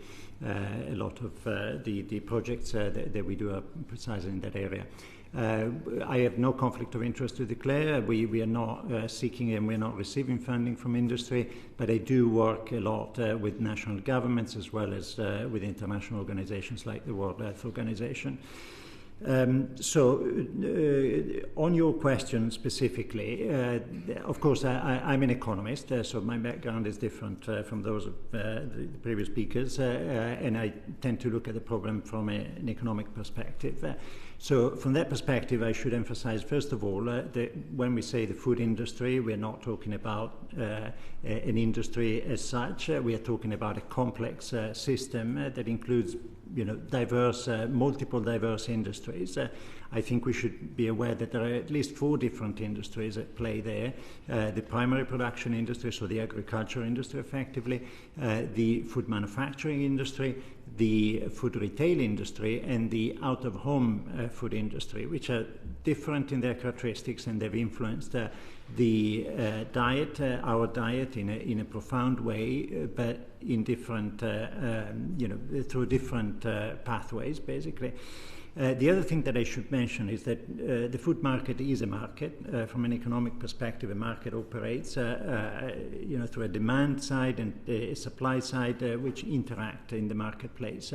So all the changes that we have seen are the result of pressures on both sides, and industry has been responding to some extent, or at least in some instances, to consumer pressures, but the response that we got from industry was actually has been producing major unwarranted effects, particularly in terms of detrimental health impacts, but also in terms of detrimental environmental impacts, because we should never forget that food production and consumption are major contributors to both ill health and environmental degradation.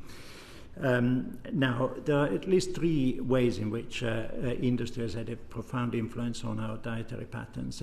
One is through prices, prices of the foods that we purchase. The second is through the quality of the foods that are placed on the market, and the third is about the quantity of the foods that are placed on the market. Price dynamics have been dramatic in the food sector. People today are spending, as a proportion of their household budget, a fraction of what they were spending 30, 40, 50 years ago. And that has been achieved mostly through the reduction in the price per calorie of certain types of foods, not all.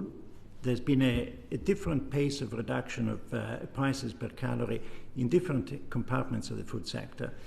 So the products that have been talked about by previous speakers are clearly the ones whose price per calorie has been reduced the most. So manufactured products, highly industrially processed products, what sometimes we call ultra-processed foods in today's speak.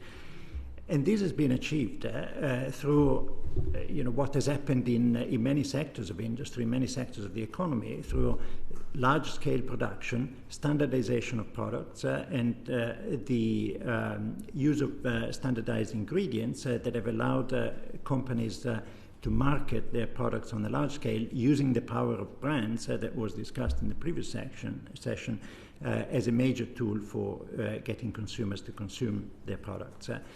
So this has had such an influence that has made those highly industrially processed products dominant in our diets and in the food market more generally.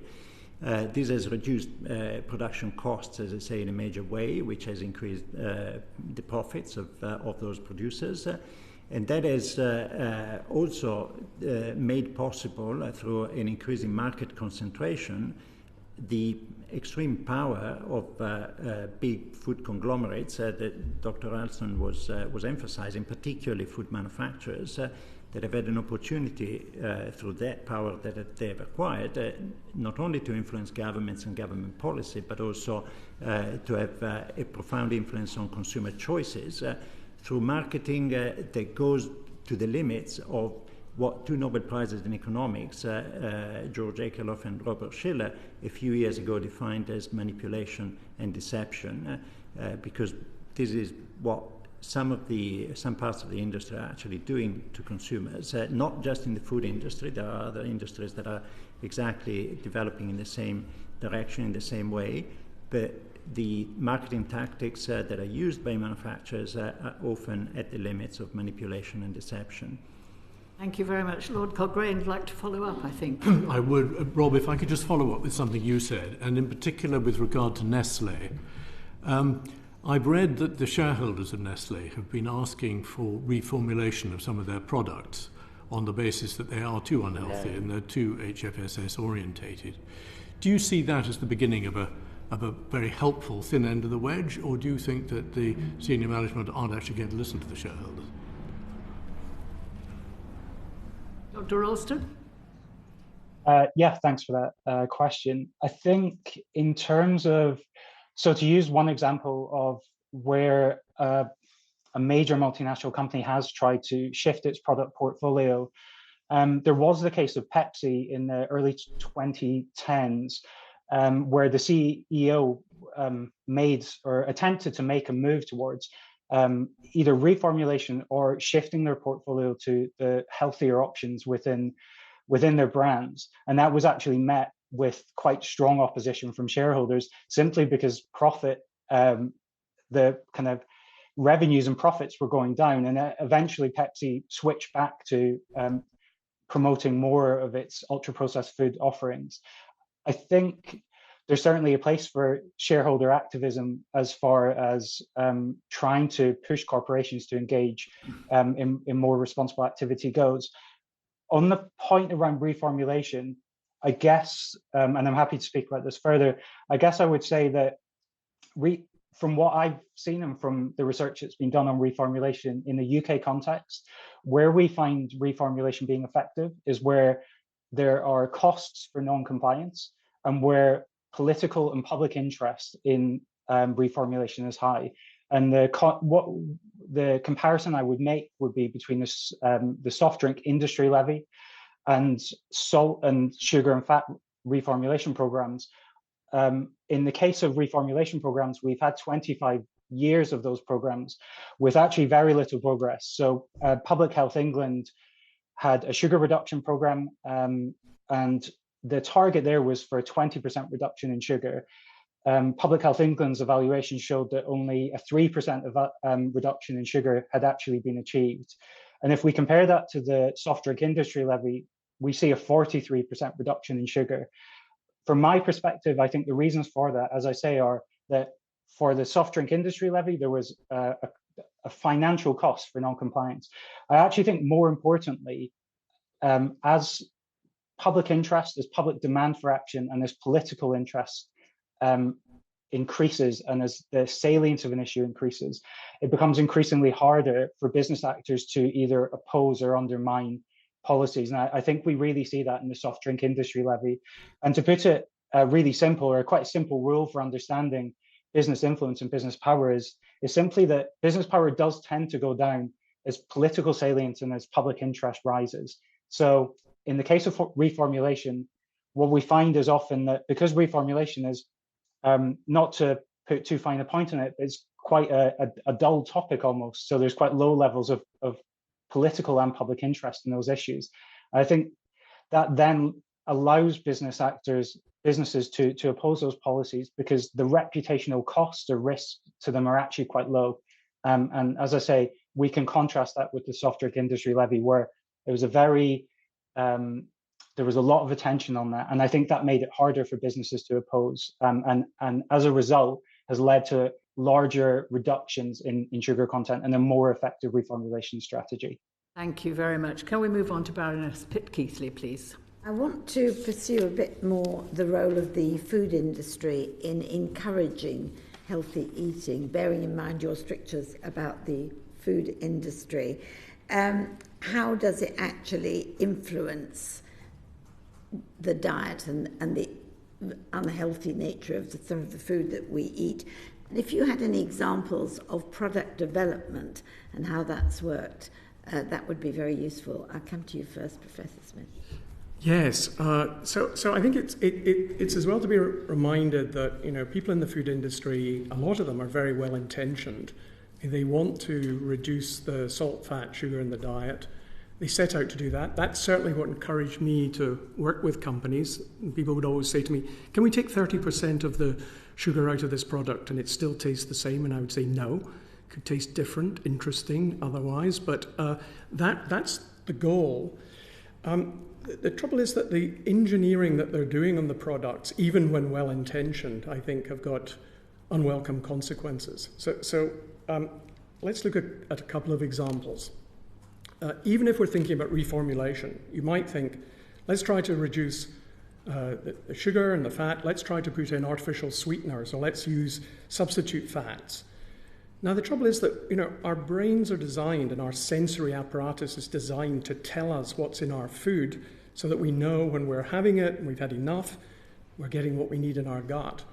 The trouble is when you have substitutes, especially with non-nutritive sweeteners, you're sending a signal to the gut from the taste receptors that the brain says, I'm going to get sugar, and then you don't. Well, let's start at even bluffing you into thinking you're having sugar. It's much harder than you think to bluff our sensory systems. When you have aspartame, any of the artificial sweeteners, or stevia, natural artificial sweetener, a natural substitute sweetener, they don't taste the same. They've got a cloyingness in the mouth. They tend to last a bit long, and in the case of stevia, it's got a bitter finish, and it doesn't have the fullness of sugar. So what do the companies do? Well, to stop the cloyingness, you add a little bit of salt that just abruptly ends that feeling in the mouth. Because you haven't got the fullness, you're probably going to have to put in some soluble fiber in there, and then you need something to mask the bitterness. And again, companies are delighted to find ways. I've heard companies say, we can do you a very nice stevia with no bitter aftertaste, but it'll cost you. So it can be done. But now that's an awful lot of cocktail of additives going in there to give us something that feels like, to us, feels like sugar. But there's also evidence now coming out of work by Dana Small and colleagues in Yale that when we're getting those artificial sweeteners, our bodies are then thinking they're going to get sugar, no sugar comes, and if you're taking carbohydrates at the same time, having a diet Pepsi, say, with a fatty lunch, the body will start storing that fat more because it's getting a signal that it was going to get a lot of that energy, didn't get it, and then it starts trying to find it, chase the calories. So that's a very bad thing. Take the case of fat. You've got, we detect fat not because there's a particular taste of it, but because of the viscosity and the slipperiness of fat. And that's very, very hard to mimic. So you need emulsifiers, you need thickeners, you need bulking agents, you need a lot of things in there working together in combination to bluff you into thinking you're getting fat. But again, the problem is we used to have ordinary systems that told us what was in our food and helped us regulate when we were getting it, and we could stop. So what we're doing is tampering with those systems, bypassing them in some way, and that's not good. Final example, in all of those delicious, irresistible, savory snacks, those crisps and Doritos and everything else, you will always see 3 ingredients on the back of the ones people find irresistible. MSG, which is perfectly okay as an additive, disodium inosinate, disodium guanylate. Why? These are 2 types of umami in food, or umami tasting food. You've got glutamate from the MSG, and that's found in a lot of foods, naturally, the glutamate. And you've got ribonucleotides. You've got nucleotides like guanylate and inosinate in meat and fish. When you put these 2 types of umami together, they give us the deliciousness that you get from ham and egg, bacon, bacon and egg, ham and cheese, tomato and anchovy, pea puree and scallop. That's called synergistic umami. Actually lets your umami receptors fire at a much higher level. So you have this, and what it's telling the body is, I'm going to get a lot of protein. Protein doesn't come, you go on consuming. And I think what's really happening is the body is trying to extract from that food something that's not there, so we consume it, which results in people being overfed and undernourished. And I'm afraid a lot of people with obesity are exactly in that position. They go on eating, they go on trying to extract the nutrients. They're being bluffed into thinking they're there in delicious foods. And when they're not, I think they're overfed. Well, I will add one point about reformulation. Reformulation is a very important policy for governments when they're able to incentivize reformulation in industry. But it has many facets, some of which are clearly problematic from the point of view of influencing consumer behavior. So reformulation as a strategy by industry is very widely used. It's reformulation for adaptation to consumer choice, to consumer preferences. So changes in consumer preferences require industry to reformulate their products all the time. And it's also reformulation to cater for the needs or the demands of parts of consumers, some consumers who demand, for instance, healthier products. So there's been a trend, an increasing trend in industry putting on the market healthy products, which has been seen as a contribution from industry to incentivizing healthier diets. There are a number of problems with that. First of all, that this is an industry strategy. As all strategies, it doesn't involve a change of products that are successful in producing profits for those companies. It simply involves an expansion of the range of products that the company is offering. So along with the healthier products that are put on the market, still the older and less healthy products survive. And of course, consumers are free to choose whether they pick one or the other, but in the end, the company will market more heavily the products that produce the largest profit margins. And this is where the role of governments comes in, because reformulation, if left entirely to industry, will lead to outcomes that are not optimal. Whereas if guided and supported, possibly as Dr. Ralston was emphasizing, with mandatory incentives or with taxation, then reformulation can produce the outcomes that we want. We have seen that with the soft drinks industry levy, which has been an incredibly successful example of a government policy, successful from the point of view of reducing sugar purchases and sugar intakes by consumers. Not necessarily successful, as Professor Smith was emphasizing, from the point of view of replacing sugar with artificial sweeteners, which has not necessarily been ideal. But as a policy, as I say, it was a successful policy because it did provide industry with a very, very strong incentive to actually reduce the quantity of sugar that they put in their drinks. And that was partly achieved by putting on the market new products and partly by reducing the existing levels of sugar in existing products. Thank you. Have you more to add on product development, Dr. Ralston? I've nothing to add specifically on product development, but just to reiterate a point just made there around reformulation made by Professor Sassi. I completely agree. And what you find is really that it's actually quite useful for companies to have a diverse product range. So there will be reformulated products in addition to kind of originals. And companies like Coca-Cola have been more or less explicit that they will never reformulate their best-selling products, which is Coca-Cola. So I think that's important to bear in mind when we think about reformulation it's both a political and economic strategy and one that can work for companies as part of a broad portfolio. Thank you. I have three colleagues who'd like to ask supplementary questions. Lord Brooke, Earl Caithness and Lord McColl. Can I ask colleagues to focus their question on one particular witness so that we don't overrun on time? So Lord Brooke, your follow-up question. I declare an interest. I've got an interest in stevia, which is or stevia imported into Japan than any other country in the world, and of course they live longer in Japan. It's really 400 years ago we didn't have sugar. We didn't eat sugar 400 years ago in the scale we do now. We're eating sugar now on a far bigger scale than before. It's really to Professor Smith, is how do we affect changes where we have put in ingredients that are not really required on the scale they are to get them reduced?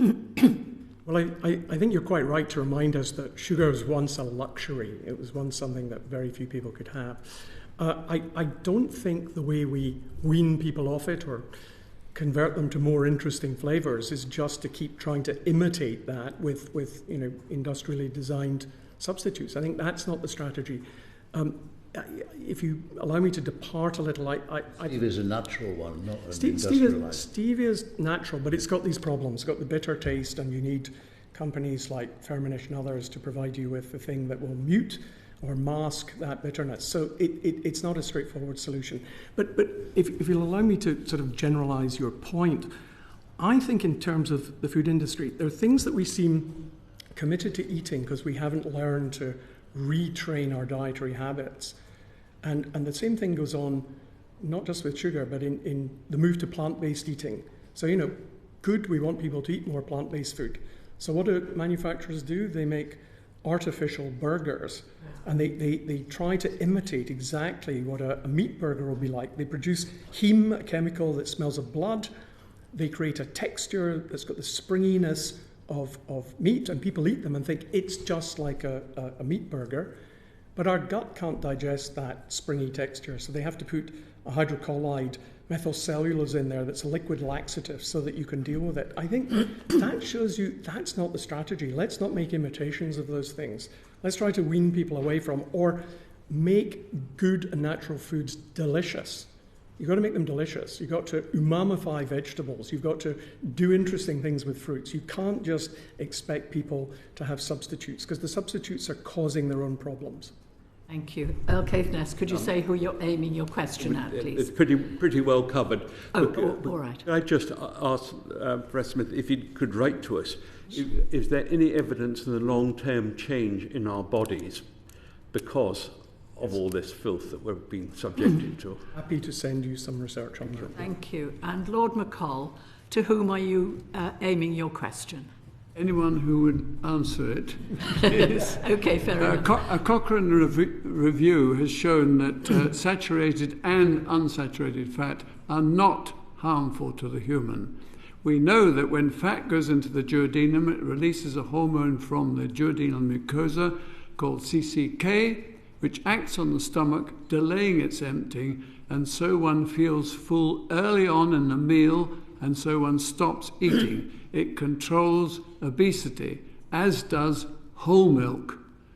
We don't need that semi-skim stuff, which was an industrial byproduct that used to be chucked away and then fed on animals, and then they thought they'd get away with feeding it on humans, telling humans that whole milk was bad for them, which it's not. So who would like to comment on that one? I agree. Agree. Okay. I think if I just Smith agrees. Comment very briefly, the point is that I think we should move away from the approach that has been focusing on individual nutrients, including sugar, actually. I think the UK has been a pioneer in developing a nutrient profile model that has been adopted very widely as a basis for government policies.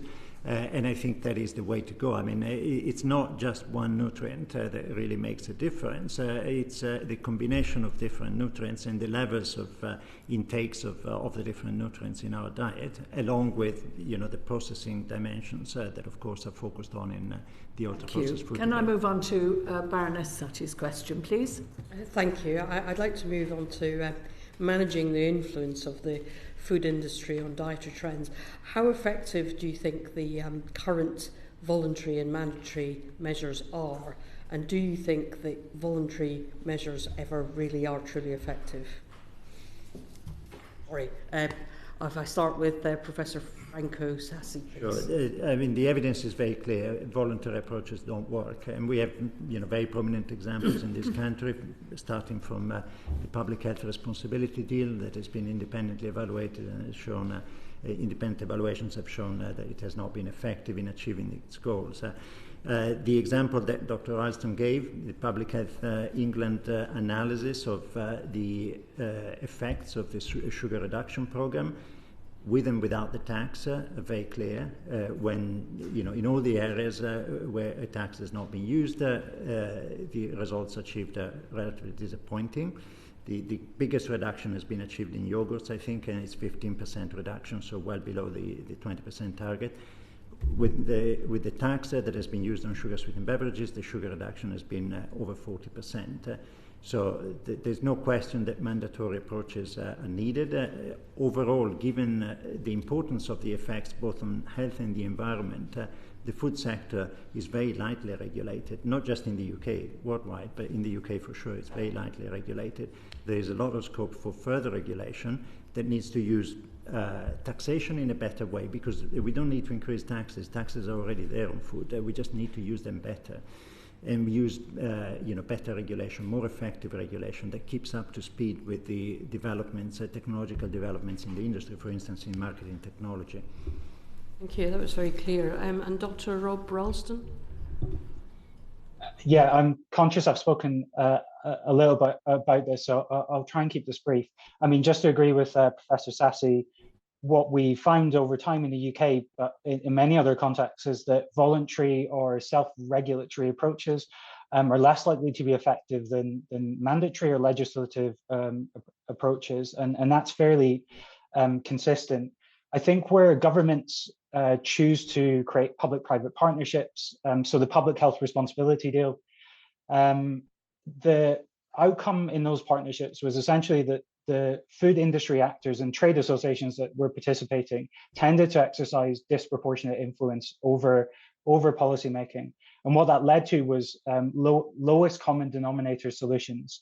And the reason for this, and I think the reason why you have these outcomes in voluntary approaches and in public-private partnerships specifically, is that these partnerships depend on the agreement of industry actors to implement them. So we see a watering down of standards fairly across the board, and you find similar patterns and similar dynamics, for example, at the EU level, but also across other countries. Thank you. And Professor Barry Smith. Yes. So I think, as my colleagues have said, I think voluntary measures are no good. We need mandatory measures. I mean, I'm reminded of the fact that when the British Navy discovered that people were getting scurvy, and they also discovered that giving them citrus fruit because of vitamin C cured them of scurvy, they had limes taken on board the ship, which is why the British were known as limeys. And it would have been a disaster to leave it to the choice of the individual shipmate to say, do I consider it worthwhile bringing a lime on board? No, it needed activity for the British Navy to institute that and cure scurvy. So I think we need that. A worry I have, though, is that I see industry as getting more encouraged to try to drop the UPF label. There's difficulty about the definition, as we know, but they want to stick to high fat, salt and sugar because they think, we understand that, leave it to us, we'll regulate it. And I've heard it many times said, well, aren't these largely overlapping, these two definitions, so why don't we stick to HFSS? Well, if you start intervening and changing HFSS, they'll no longer overlap, but the bump will come up elsewhere in the carpet because you'll still be putting in additives and using techniques and methods that are driving consumption. One side of that equation, HFSS, tells you about what's in a product, how many calories and what are they consisting of in terms of salt, fat, and sugar, and they can be offset by other good things in there, protein, fiber, fruit, and so on. But it doesn't tell you how much of it you eat or what's going to incline you to consume them. So if we're still wanting these things, we haven't really done the job. Here's an analogy with the smoking industry. Tobacco industry knew that it had the problem of tar and nicotine, so it said, let us reduce the tar. We'll reduce the tar because they knew the nicotine was addictive. So it would still drive you to have low tar products, a lot of them. So we've got to look on the side that says, what are the processes, the ingredients, the means of driving consumption and driving wanting that you can't turn off. So I wouldn't leave it just to concentrate on HFSS, I think. Thank you very much. Can we move on to Baroness Jenkin, please? Yes, I declare my interest as on the website. We know how influential the food industry is, but in what ways does it influence the process of developing policy on diet and obesity? And shall we start with Dr. Ralston? Yeah, sure. If I can pick up on the example I mentioned earlier and maybe add another, I think often what industry will do is occasionally it will outright oppose a policy, and in some instances what it will do would be to what would be called hedging. So in the case of hedging strategies, what that means is essentially that food companies, industry actors would engage in different forms of regulation, but with a view to minimizing the costs of complying with them. And a perfect example of this is the public health responsibility deal that the coalition government between 2010 and 2015 implemented. And the way industry actors were fairly happy with this partnership because it allowed them to reach lowest common denominator solutions and push for very kind of weak standards on issues like calorie reduction, or to even block policies on, say, marketing. So I think in terms of influence, maybe a useful way to think about it is that industry will often participate in these policies and be enthusiastic about them, in part because it allows them to try to influence the design of regulation in ways that avoid any types of policies that really threaten their core business models. So I would say that that's a very important aspect of how food industry actors are influencing policymaking. And I guess just finally to sort of emphasize that while we often think about the political influence of corporate actors in terms of lobbying, public relations, another aspect of it is that it's governments themselves that are pursuing these approaches to things like public-private partnerships or different forms of collaboration. So when we think about the influence of food industry actors, we also need to consider the approach taken by government and whether different approaches can be taken, and approaches that might ensure a more transparent and accountable means of making public health policy. Thank you. Professor Smith? I think my colleagues have probably covered this pretty well, but let me just give you a little personal anecdote. I was invited to the UK Food and Drink Federation dinner this year, black tie dinner, and all the major players and the major multinational food companies were there. There was a politician at every table. Yeah. So I think lobbying is strong. Yeah. Thank you. Very useful anecdote. Yes, I will include in my written evidence the BMJ, the British Medical Journal editorial that was published in 2013 by Margaret Chan, who was then Director General of the WHO, the World Health Organization, in which she set out very clearly what the tactics were of big tobacco, big alcohol, and big food, basically, the three industries that the WHO has been dealing with for a long time. Of course, the food industry, we know perfectly well, is different from the other two industries, but the tactics that they've been using are exactly the same. And increasingly, there is science that is being produced by many around the world around climate change, and again, the industries that are contributing to climate change are using exactly the same tactics, again, so they're very well known. What I would like to emphasize is that many of these tactics are actually perfectly legal. They may not be legitimate, they may not be desirable, but they are actually perfectly legal. So there is a duty for governments to set red lines the industry cannot surpass, basically. It's incredibly important that governments understand that these activities by industry need to be limited within constraints that the government has to decide. And these red lines are not there at the moment. So industry does more than we would want them to do in terms of influencing policies, because the rules are not there, basically are not there, or they're not very clear. Thank you. Dr. Ralston, would you consider that the recent delay in the implementation of the advertising ban of unhealthy foods and the bulk promotions to be an example of the hedging technique that you just mentioned? Possibly. I couldn't speak to that specifically in terms of the what's happened sort of backstage or behind the scenes in terms of that policy. But certainly, in terms of hedging, it really is about it tends to be about lowering the costs of compliance. And so industry will often devote a significant amount of attention to the very specific design, the definitions, issues around standards, quite technical, complex issues. And to go back to something I mentioned at the very start, where issues are sort of highly technical and where politicians or policymakers have maybe limited technical information or understanding of an issue, that's really where business actors can exercise influence. And so we really see that in issues like reformulation. And similarly, I would assume that you would find similar dynamics in advertising or multi-buy promotions. Thank you very much. Could I move to Lord Brooke, please, for the next question? Yes, I'll start with Professor Sassi. So on what kind of terms then should government and the scientific community engage with the food industry, if they are to engage in the process of gathering evidence and developing policy?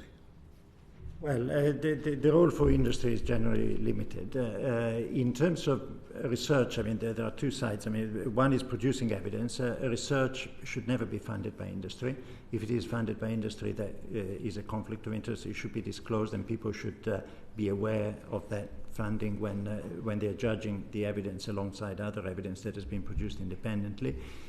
Industry can only participate in research when research involves experimentation. That can only be done in collaboration with industry. For instance, experimentation on new types of products, experimentation on new sales models or new marketing approaches and so on. In that case, it's legitimate for industry to participate, but again, it has to be done transparently. In terms of participation in the policy process, there is clearly a room for consulting industry with industry. I mean, industry has a role to play at the table in terms of disclosing what their concerns are and issues that may be in connection with the implementation of the policy and the impact that it may have on the industry. But then when it comes to deciding what policy design should be adopted, there is no role for industry to play there. Mr. Smith. Yes, I agree with Professor Sassi, but I think we can go further. I think the food industry needs to be mandated to be transparent so that independent scientists can work and evaluate the effect and impact of manipulations of particular food products on our health. There's a lot of information there, there's a lot of information stored, but how do we have access to it? And currently that doesn't happen. So I think it's key, because I think from a food processing perspective, the world is going to have to feed an awful lot of people by 2050, 10 billion people, and we really need the food industry on board. We need processing, but it has to be done smartly. So if we're going to, figure out how to feed people for health, pleasure, and the planet, we really need to work inside the food industry and evaluate what they're doing and try to make it better. Ralston? Yeah, I mean, just to pick up on something Professor Sassi mentioned around the types of interaction that public officials would have with industry actors, I guess you can think about what guiding principles for managing potential conflicts of interest with the food industry might be implemented. So you might think about ensuring that any meetings with industry are public and transparent. You might think about guidelines that seek to ensure that interactions between public officials and industry maintain the credibility, the integrity, and the independence of government and public agencies. And this would, you could imagine types of interaction that sort of confine it to those necessary for public officials or agencies to implement effective public policies and to limit the risk of disproportionate political influence. Maybe the kind of questions you would seek to ask her that might inform guiding principles might be whether an actor's core activities are compatible with public health, or whether engagement with a food industry actor offers a clear benefit for public health policy.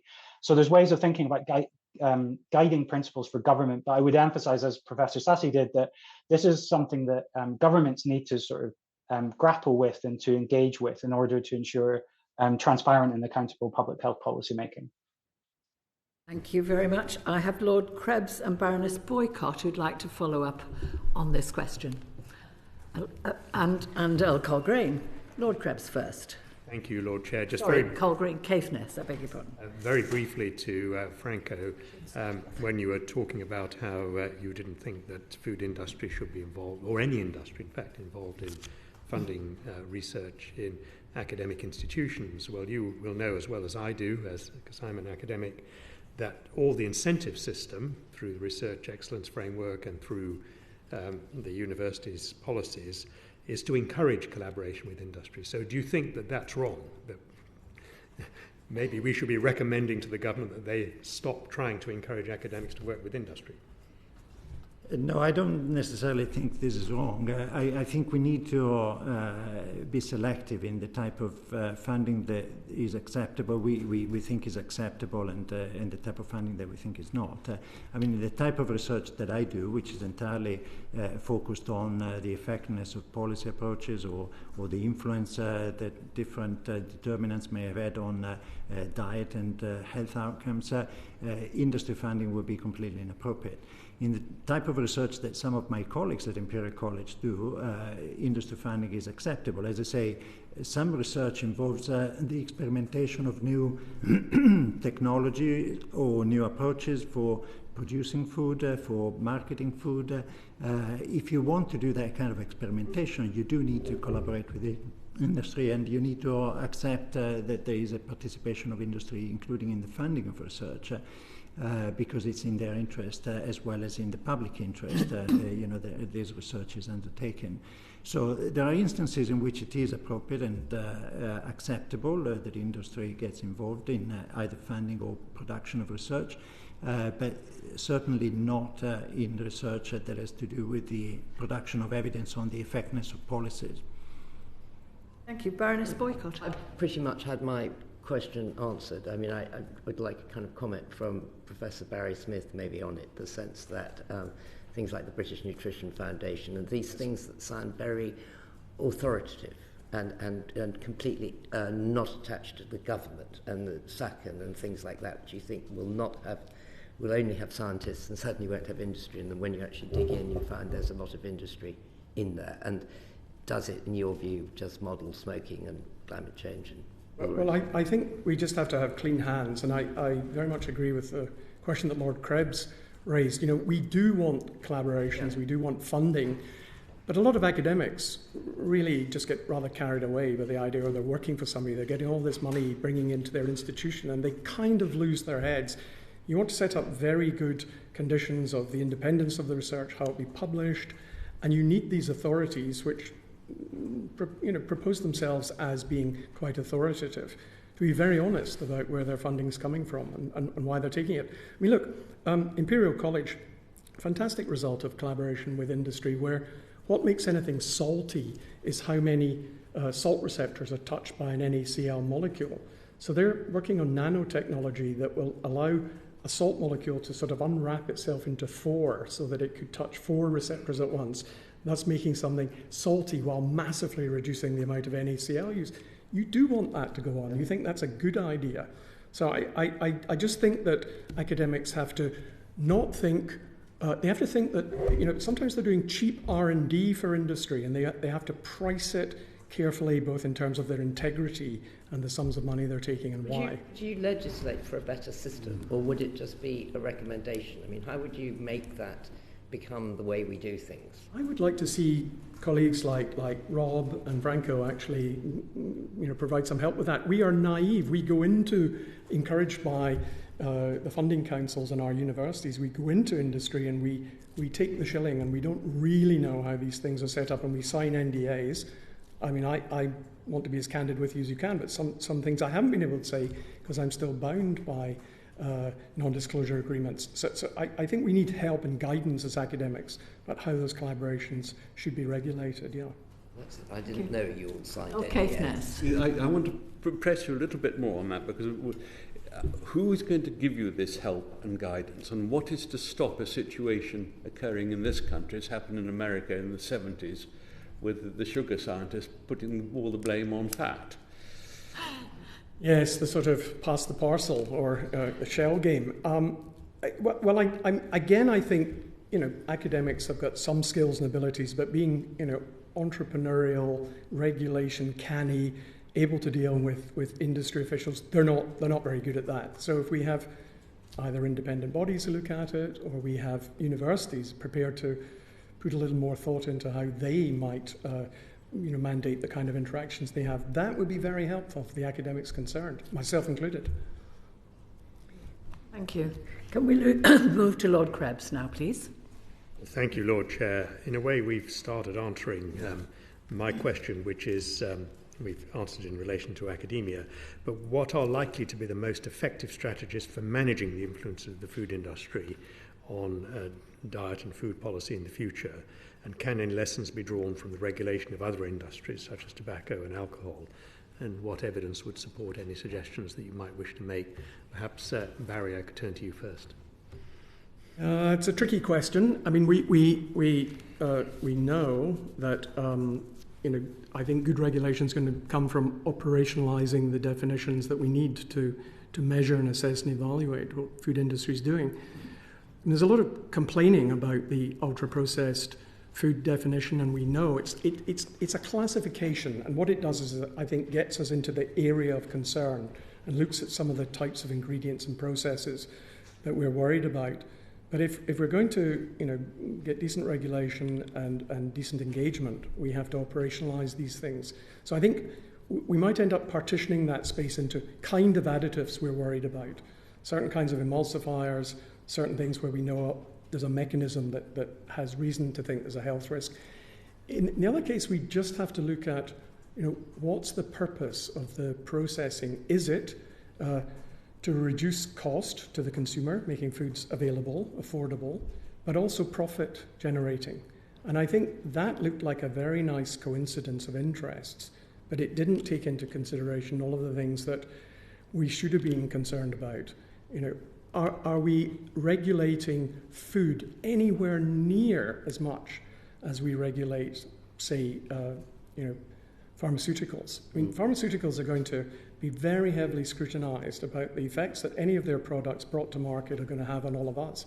And yet additives are being created that go into our diet that we eat every day in large volume, where there's very little, they're subject to very little scrutiny.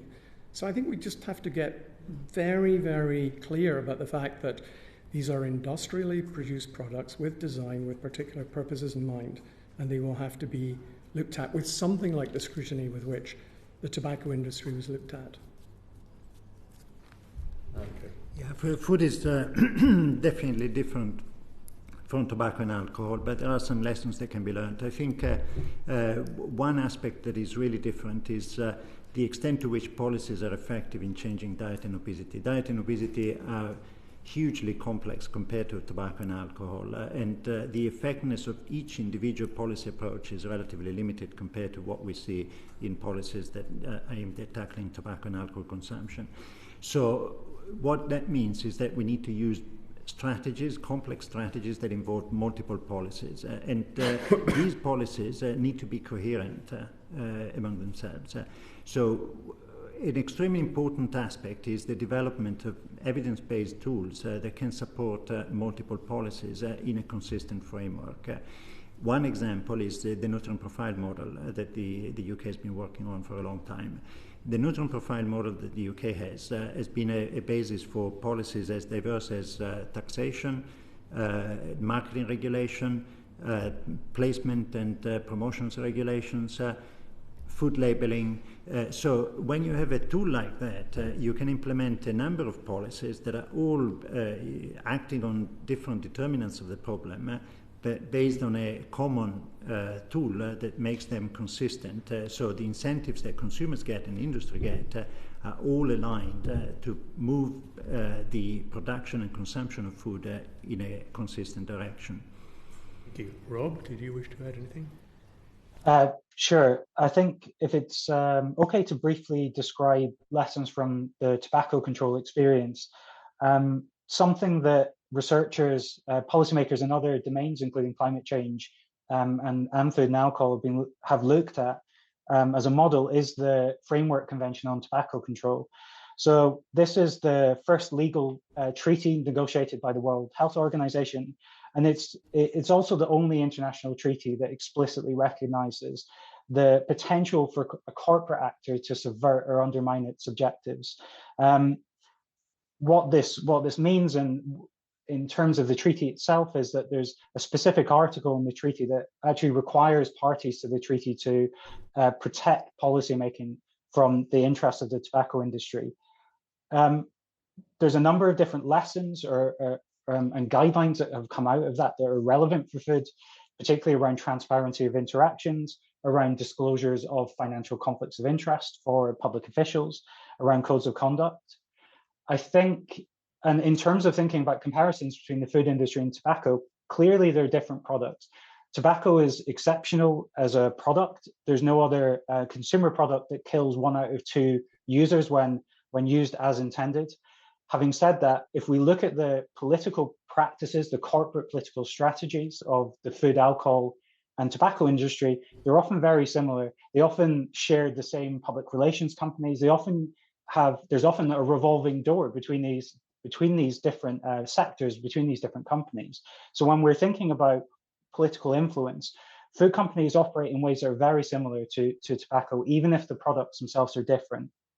I think what I would say in terms of how you might manage industry influence is that the tobacco experience and the negotiation of the Framework Convention on Tobacco Control, from the outset, it was very obvious that engagement with the tobacco industry should be carefully managed and that steps should be taken to protect the process and negotiations from industry influence. That might seem like a really simple and obvious step to have taken, but in a reluctance to acknowledge conflicting interests has been an enduring political challenge in food policy. And I think part of the problem or part of the challenge is really to sort of confront policy areas or issues where the interests of certain food industry actors conflicts with public health objectives. And I think really the challenge and the task for politicians and policymakers is to sort of really grasp that issue and engage with it quite directly. Baroness Boycott. I'm sorry. Sorry, John. Lord Krebs, please. I'll just ask a tiny follow-up question to Barry. You've mentioned on several occasions this morning about the dangers inherent in these components of so-called ultra-processed food like emulsifiers and thickeners. Two questions really. One is, why has the Committee on Toxicity not produced evidence on these or assessed the evidence on these? Maybe you have a view on that. And secondly, because you referred at one point to the addictive qualities of some of these additives, should the Advisory Committee on Borderline Substances be looking at them? No, I said addictive because I'm very careful, but we're certainly moving in that direction. You're encouraging wantings and cravings and urges to eat. You want the food to be irresistible. I've turned down work where people said, how do we make this absolutely irresistible? I won't do it. But notice the food companies will say moreish, snackable. They use words which are terribly cozy and comfortable, but it's certainly getting near something like addiction. So I think there's more work to be done, more research to be done. In terms of emulsifiers, I mean, you know as well as I that there's good mechanistic evidence of particular emulsifiers causing colitis in mice. Now, it's a mice study, and the question is, does it transfer? But, why is it causing colitis in mice? They're emulsifiers to make the food gel and cohere, but they also coat the stomach, and they start irritating the stomach. Now, since we've had a rise in the amount of ultra-processed food with lots of emulsifiers in it, we've also seen an amazing rise in irritable bowel syndrome. Now, correlational, but it's interesting to think that rather than just give people more pharmaceutical products to deal with irritable bowel while they go on eating things that might be giving them such stomach lining problems, maybe we should tackle the original problem. Thank you very much. Baroness Boycott. Thank you. Thank you. Actually, my question is for Dr. Ralston. I wanted just for you to comment on how, in the past, the tobacco industry was hugely involved in sport, the kind of Marlboro Man sponsoring football, and we stopped that, and then it was that fight with the Blair government about taking it out of Bernie Ecclestone's thing. Now, all of sport seems to be associated with energy drinks. And do you see the same kind of pattern? And in what ways could you stop that association of thinking that if kids drink Red Bull, they're going to be a better, speedier, happier, healthier kid? It seems really dangerous to me. Yeah, I mean, there's certainly similar debates in sort of public health research and specifically food policy around the kind of influence on sponsorship, on marketing, particularly related to sports around sort of energy drink. I guess more generally around what we might term ultra-processed foods now. In terms of the lessons from the tobacco experience, I guess it's the fact that there was a long delay between the studies that robustly proved that cigarettes cause lung cancer. There's about a 30-year delay between that and the implementation of robust forms of legislation, such as the kind of sponsorship ban in F1 in the case of New Labour. So I guess in some senses, one of the lessons is that to try to avoid that situation in the case of food and avoid this kind of 30-year delay. I mean, I certainly think the case of sports sponsorship is a really important area that's maybe is maybe kind of under. There's maybe not as much attention on that as there should be, and also in the ways in which companies can seek to subvert or undermine particular forms of regulation. Just quickly to use an example from alcohol, in France you have the Loi VAM, which bans alcohol sports sponsorship. What you find alcohol companies do in the case of something like the Champions League is to advertise their 0% alcohol products, but nevertheless they still have product logos on it. Yeah. So there's various ways that they can sort of subvert these types of regulations. So part of the challenge is understanding that, and also thinking about the lessons from tobacco that we can apply to food and energy drinks. And that, in all likelihood, will be a sort of a mandatory or legislative approach. Thank you. Baroness Jenkin. I'm not sure if this is the right session, actually, but somebody mentioned a revolving door, and I wonder how prevalent, whether you're able to tell us, how prevalent the revolving door is between government and the industry. And I'm thinking particularly, obviously, of civil servants in DH and other relevant department, and how transparent is that? Is that in relation to personnel? Yes. I mean, this may not be the right session to ask that, but I'd be interested to know the answer. Hard to say, but I wouldn't be surprised if it was quite a revolving door. Yeah, okay. Thank you. Dr. Ralston, were you going to comment?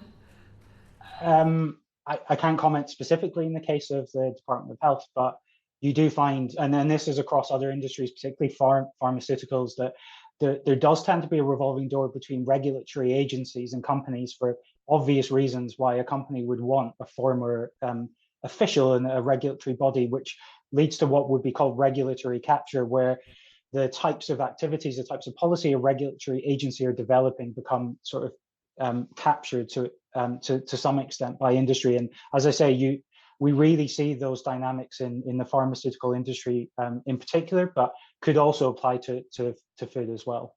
And indeed the opposite as well, from industry into regulators and to government departments. Dr. Ralston, can I just take you back one little thing you said earlier about the idea of having an international treaty similar to the tobacco one? What influence could the UK have in initiating something like that? Sure, and I'll keep it brief. I think from my sense of the Framework Convention on Tobacco Control, the impetus for that treaty really came from what was happening at national level. And those involved in the negotiations, their reflections on that treaty were really that it brought together the best practice that was already happening at country level, at national level. So I think in terms of what the UK government could do and what could promote would really be to develop effective forms of regulation to tackle the food industry. I understand there are calls for a global treaty on food, on alcohol, and these are ongoing. I do really think that the impetus is more kind of bottom up and will largely come from countries taking these types of action at national level, and for those to them, but become sort of part of a treaty. So yeah, I would say really it's the UK government being a leader in regulating the food industry in various ways, and that might be marketing, it might be looking at lessons from countries like Chile in terms of front and pack labeling. There's various options that the UK government could look to explore and implement. Similar to the government's ambition to become a leader in regulating AI, perhaps. Well, can I now thank our witnesses very much indeed for your very interesting evidence this morning, and remind you that you will receive the transcript. If there are any corrections you need to make, please do so. And with that, my lords, the public element of this meeting is now concluded. Thank you. Thank you very much. Thank you very much.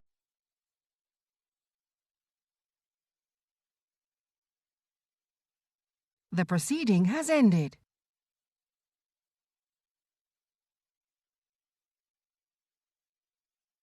The proceeding has ended.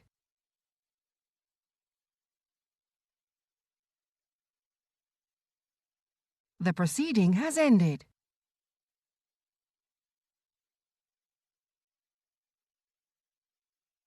The proceeding has ended.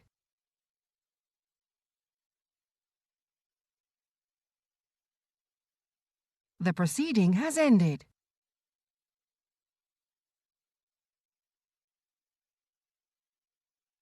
The proceeding has ended. The proceeding has ended.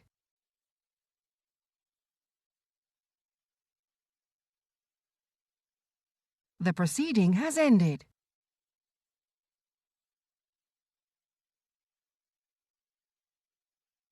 The proceeding has ended.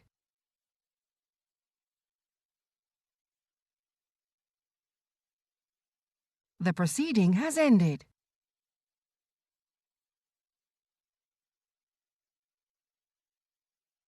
The proceeding has ended.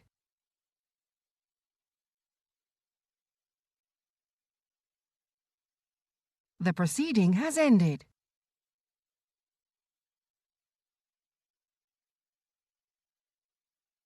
The proceeding has ended.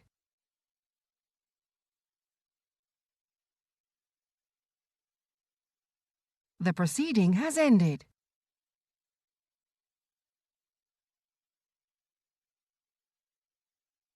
The proceeding has ended.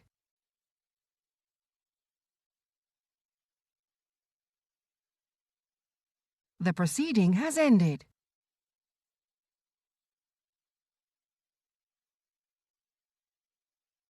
The proceeding has ended.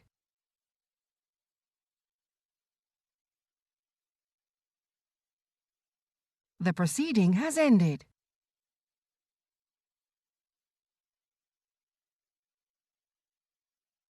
The proceeding has ended.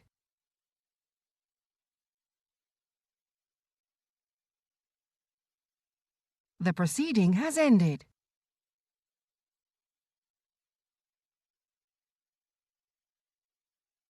The proceeding has ended.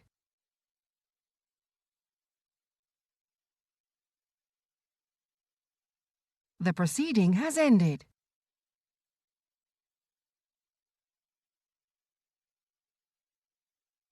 The proceeding has ended.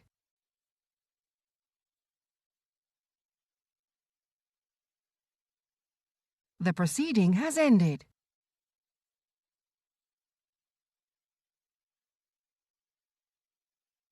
The proceeding has ended.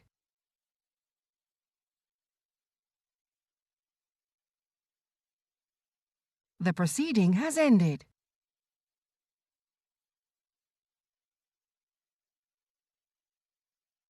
The proceeding has ended.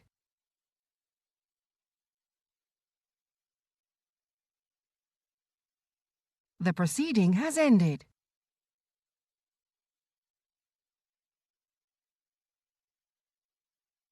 The proceeding has ended.